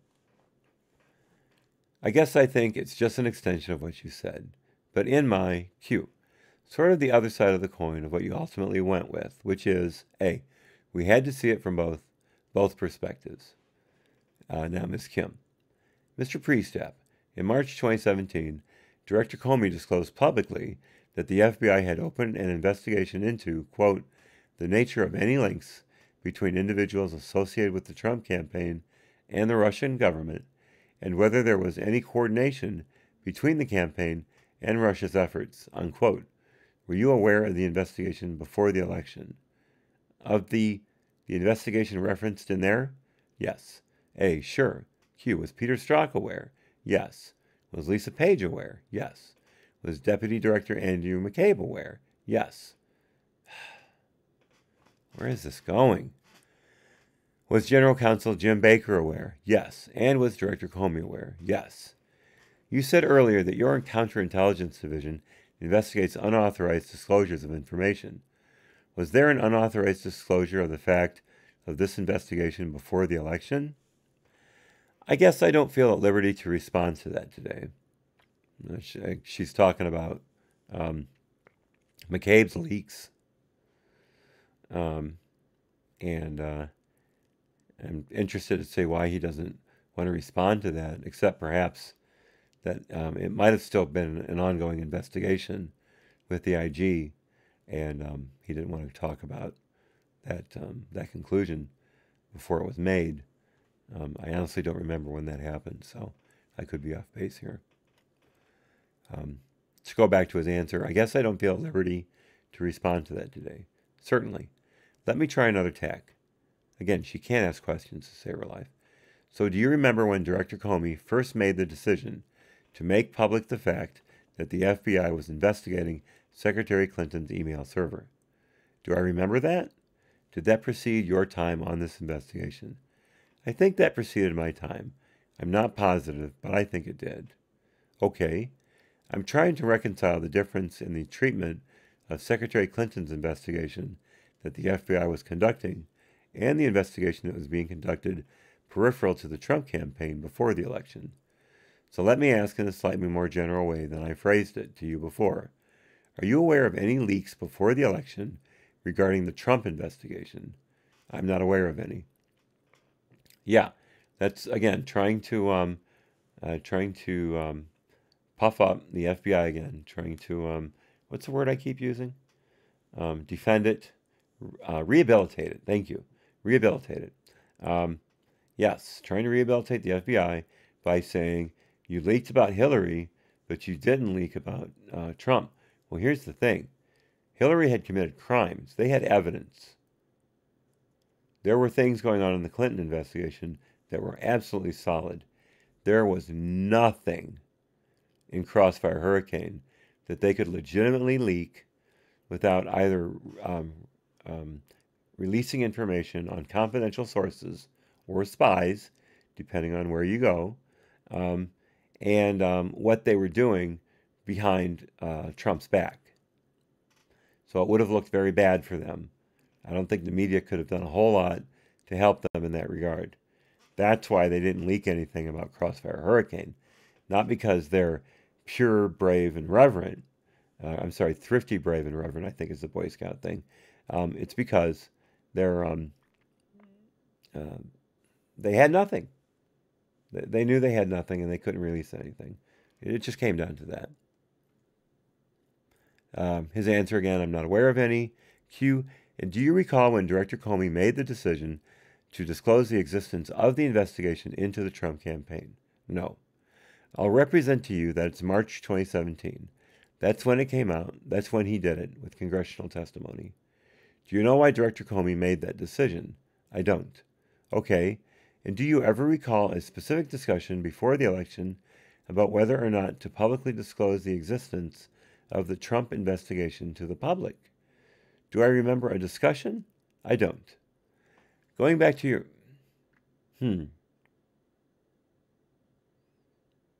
Interesting. He doesn't remember a discussion. Would he have been a part of it? Because he was, well, it was a counterintelligence investigation, so he should have known about it. I'm surprised, unless there was just a decision made at the very beginning that unless we had something solid, we can't release anything, we can't leak. And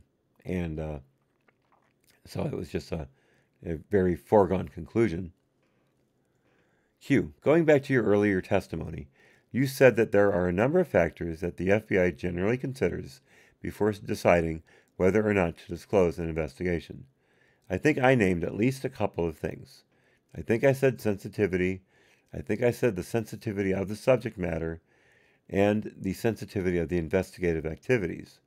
I believe you then stated to me those are some of the reasons, but not all of the reasons.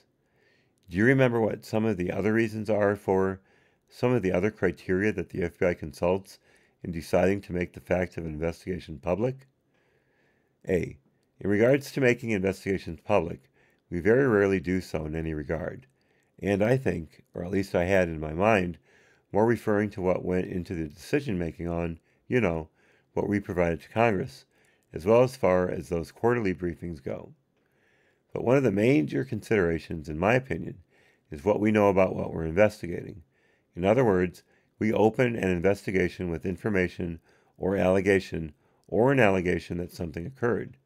When we look into it, we either get more or less information that is or is not true. So depending on where you are in any given investigation, you might be a lot closer to the final answer of whether it occurred or not, or you might have hardly made any headway at all. And I think it can be extremely dangerous for the FBI to be providing even the quarterly briefing construct briefings on investigations in which we haven't made significant headway at a certain time, as far as answering the central questions we're trying to answer. And again, with Trump, they had nothing. So what could you possibly brief them on?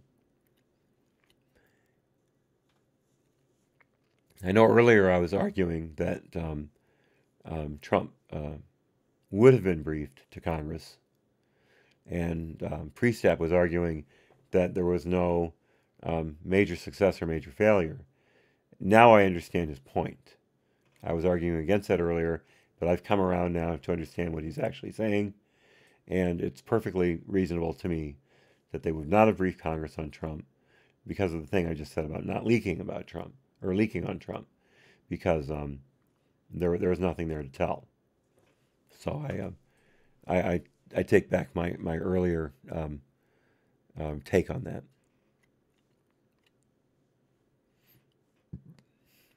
Back to Priestap. In other words, if I'm on the receiving end of that brief, I'd be like, well, what exactly are you briefing me on? This likely happened, or did it not, or like what? Somebody just, where are you in the investigation? And if you're in the beginning of one, you often don't have an awful lot to go on. Q. If I understand correctly from your general statements about those rubrics, that you felt the FBI did not have sufficient information about the Trump investigation to really be able to substantively brief the public or Congress on the content of that investigation? Yeah. Okay, I'll ask you, have you been involved in any decisions to make public an FBI investigation?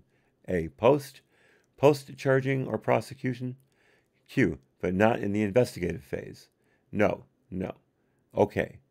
Ms. Shen now.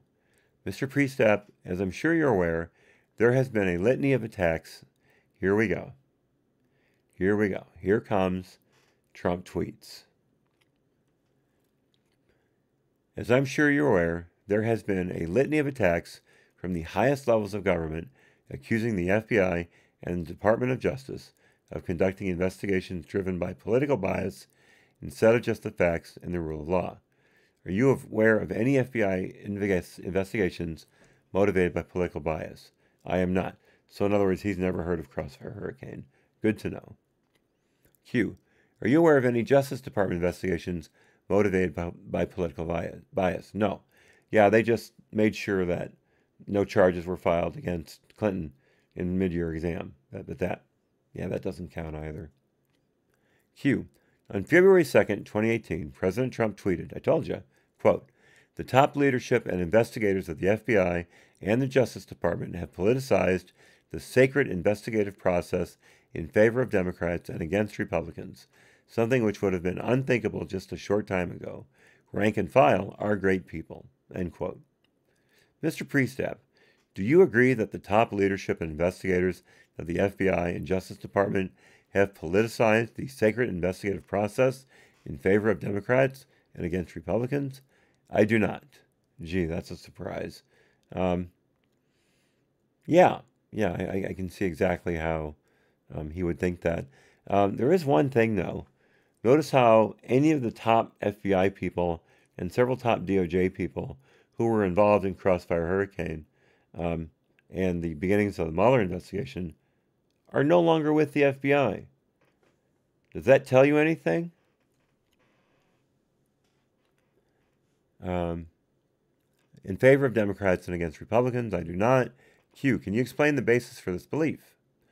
I have seen nothing in my time, not just as assistant director, but my time in the FBI, in which we have conducted our activities, our operations, our investigations for political purposes. I've seen no indication of that in my career. Q, I would like to ask you to turn your attention back again to Deposition Exhibit 1, House Resolution 907. At the bottom of the first page, the resolution reads, quote, whereas there is an urgent need for the appointment of a second special counsel in light of evidence that raises critical concerns about decisions, activities, and inherent bias displayed at the highest levels of the Department of Justice and Federal Bureau of Investigation regarding FISA abuse, how and why the Hillary Clinton email probe ended, and how and why the Donald Trump Russia probe began. Mr. Priestap, do you think that there was an inherent bias at the highest levels of DOJ and the FBI regarding FISA abuse? I do not. Okay, well, again, we know that's a lie. My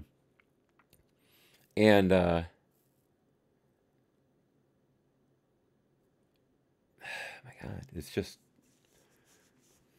it's so frustrating. Q. And is there any evidence of inherent bias displayed at the highest levels of DOJ and the FBI regarding how and why the Hillary Clinton email probe ended? Not that I saw. Is there any evidence of inherent bias displayed at the highest levels of the DOJ and the FBI against Donald Trump as part of the Trump-Russia probe? Not that I saw. And again, wiggle answers. He could have been aware of it. He could have been told about it. But if he didn't see it, in his definition of not that I saw, whatever that is, then he can get away with answering in a basic negative, not a complete negative. Q, are you aware of any actions ever taken to damage the Trump campaign at the highest levels of the Department of Justice or the FBI? No. So he didn't know anything about the FISA warrant on Carter Page and all of the unmaskings that happened at the beginning of the election process. The record number of unmaskings. Or was that after the election? I believe part of them were before, but the majority of them were actually after. You can check me on that. Comments, if you will. Q. Are you aware of any actions ever taken to personally target Donald Trump at the highest levels of the Department of Justice or the FBI? I'll rephrase. Are you aware of any actions ever taken against Donald Trump at the highest levels of the Department of Justice or the FBI? Yeah, you're going to have to rephrase that question, as Mr. Editor is saying, because, yes, he does, because he would have known about the Palace coup started by the FBI and McCabe and their whole 25th Amendment thing, and Rosenstein saying he'd wear a wire. He's denied that. He said he was joking. And McCabe is a known liar. So I'm not going to come down on that one way or the other. But it has been said several times. And we know Rosenstein is on his way out. Once the Mueller report is published, he will be gone. So he certainly doesn't have the confidence of the president. Of course, he basically hasn't since the beginning of the Mueller probe. But if Trump would have fired Rosenstein, it would have looked like a pure political move, and it would not have had any effect, most likely, on the Mueller investigation, because Rosenstein had already issued the second scope letter that allowed Mueller to basically roam the entire plains looking for clues and criminals that didn't exist. Edinger, I think you need to rephrase your question. Kim, are you aware of any actions ever taken against Donald Trump at the highest levels of the Department of Justice or the FBI for the purpose of politically undercutting him? No. Well, we've seen how much of a lie that is. Ms. Shen, is there any evidence that any FBI or Department of Justice official took actions biased in favor of Clinton or biased against Trump? Again, he says no, and that's a lie. Okay, so that includes James Comey, correct? Here we go again. Andrew McCabe, yes. Peter Strzok, yes. Lisa Page, yes. Loretta Lynch, yes. Pure lie. Sally Yates, yes. Pure lie.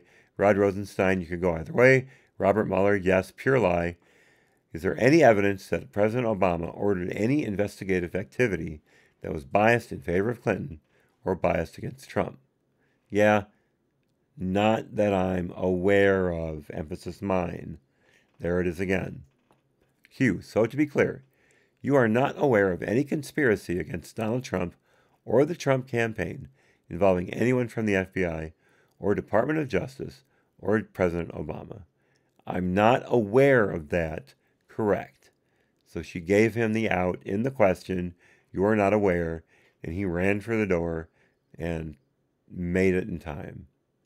Q. Mr. Priestap, why did you decide to join the FBI? Edinger, you really want to ask him that at 5:30?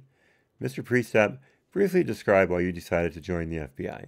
Venti, he's actually wondering that right now. Priestap, yes, I am. I didn't like when bad people did things to good people, so I wanted to see if I could help in that regard. By Ms. Shen, and how important is it to you that the FBI succeeds in its national security, counterintelligence, and law enforcement missions? Again, rehabilitating the FBI. That's critically important to me. It's been my livelihood.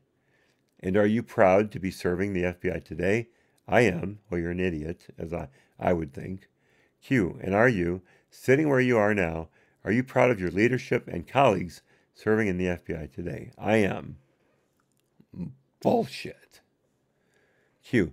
So I have personally been troubled by the escalating attacks against the Department of Justice and the FBI, attacks against the independence of institutions, the integrity of their employees, and the legitimacy of DOJ's and FBI's investigations.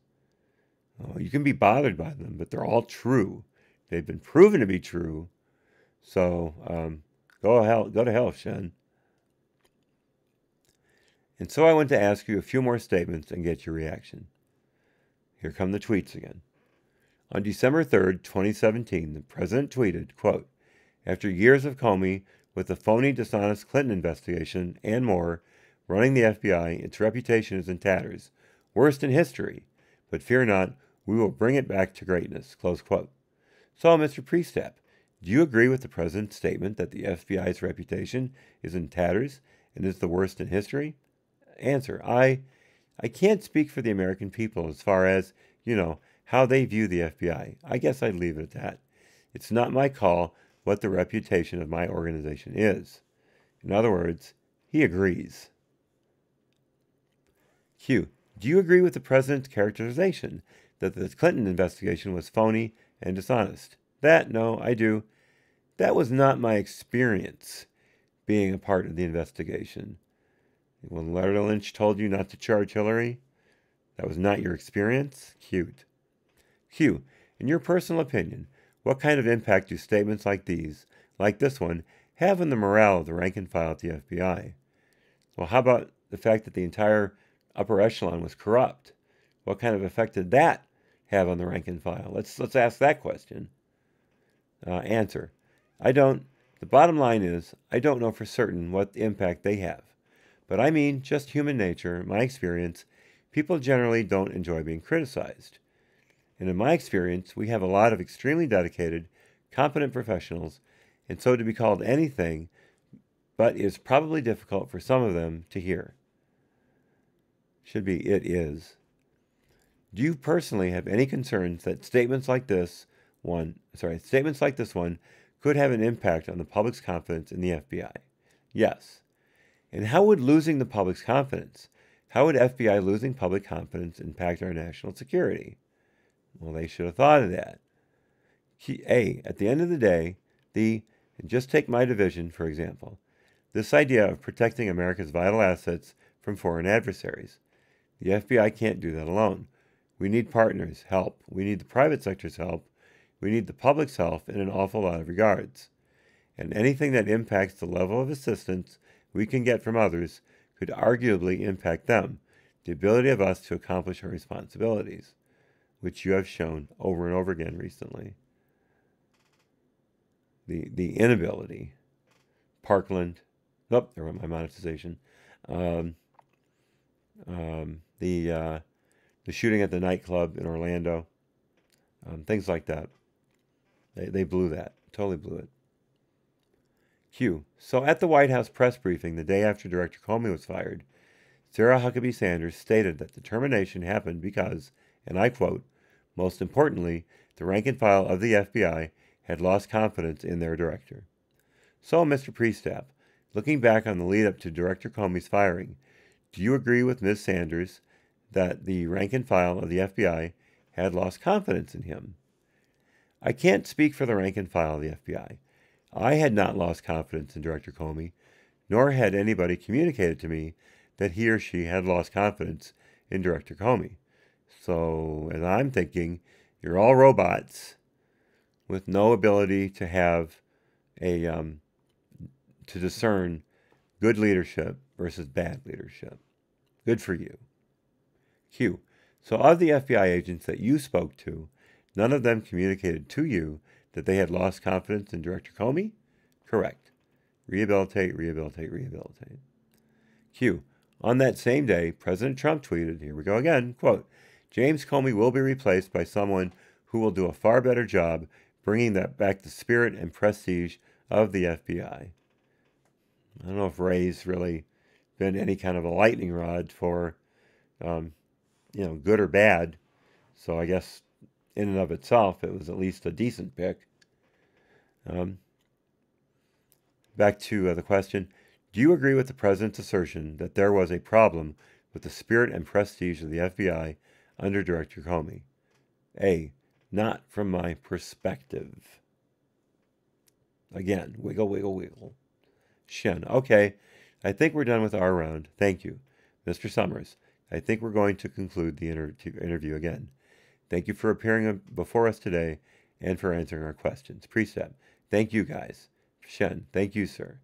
Whereupon at 5:35 p.m., the interview was concluded. We are done. So again, that was the Committee on the Judiciary, U.S. House of Representatives, interview of Edward William Priestap, Tuesday, June 5th, 2018. Very interesting. It pretty much followed, in my opinion, the same format as the other ones, and I believe I described this fairly in detail at the beginning of yesterday's part one. The Republicans hammer at the inconsistencies of the actions and testimony of the person sitting across from them, and the Democrats do all they can to puff them up, make them feel better about themselves, and make their agency look good. And as you can see, I believe they did a pretty ineffective job. That's my bias showing, I'm sure, but still, what did they actually do? They asked vague questions. They allowed Priestap to go on for paragraphs where his answers with the Republicans were pretty short because they wouldn't let him ramble on and waste their time. In fact, Priestap's lawyer, Edinger, complained several times about them cutting him off. That's his job, so he did what he was supposed to do. I think he even told them, this is my job. I don't want to seem like I'm, somebody in the bleachers yelling out. So he at least admitted what was going on. So I have to give him respect for that. So ta-da. I don't have another one in the book or in the bank to read at present. I do suggest you go back through the catalog, especially if you're a Second Amendment fan. You've got to watch the California Southern District federal judge striking down the California referendum banning 10-round magazines larger than 10 rounds in toto, because before there was a grandfather for having large capacity magazines, or as they put it, high capacity magazines. No, they say large capacity. I'm sorry, I say high. But LCPs, and with this new referendum, it was to ban them outright, and there was no buyback system. You either had to sell it out of state, or which you would not get much money for at all because it's a used magazine, and their values are usually at least, at best, a quarter of what you paid for it, if you're lucky. They or turn it into the police, or sell it to a local gun dealer, and again, they can't resell them to anyone in California. They would have to ship it out of state. So where's their profit margin? They're not going to give you much of anything for them. And if you get caught with it, whether it's in your home or standing outside of Dodger Stadium, is that where they still play, Dodger Stadium? That's how old I am. You were either a misdemeanor or a felon, rung up on one of those charges, because it could be either or. It's called a wobbler. And so it was completely insane. And the judge, I think his name was Gonzalez, and the California Attorney General, who was arguing in favor of the ban, is Becerra. The judge ripped Becerra to shreds. It is so enjoyable. I know I made the video, but I'm telling you, you gotta watch it. Especially after listening to something like this that is so frustrating. That video, it is all joy. Pure, unadulterated, big smile from beginning to end. So, thank you all for coming. I am going to be out of town until next Tuesday. So if anything drops in the meantime, it'll have to wait. I want the Mueller report to come out soon, but I really don't want it to come out while I'm out of town for obvious reasons. I like to do these as quickly as possible. Be well. God bless. Happy trails.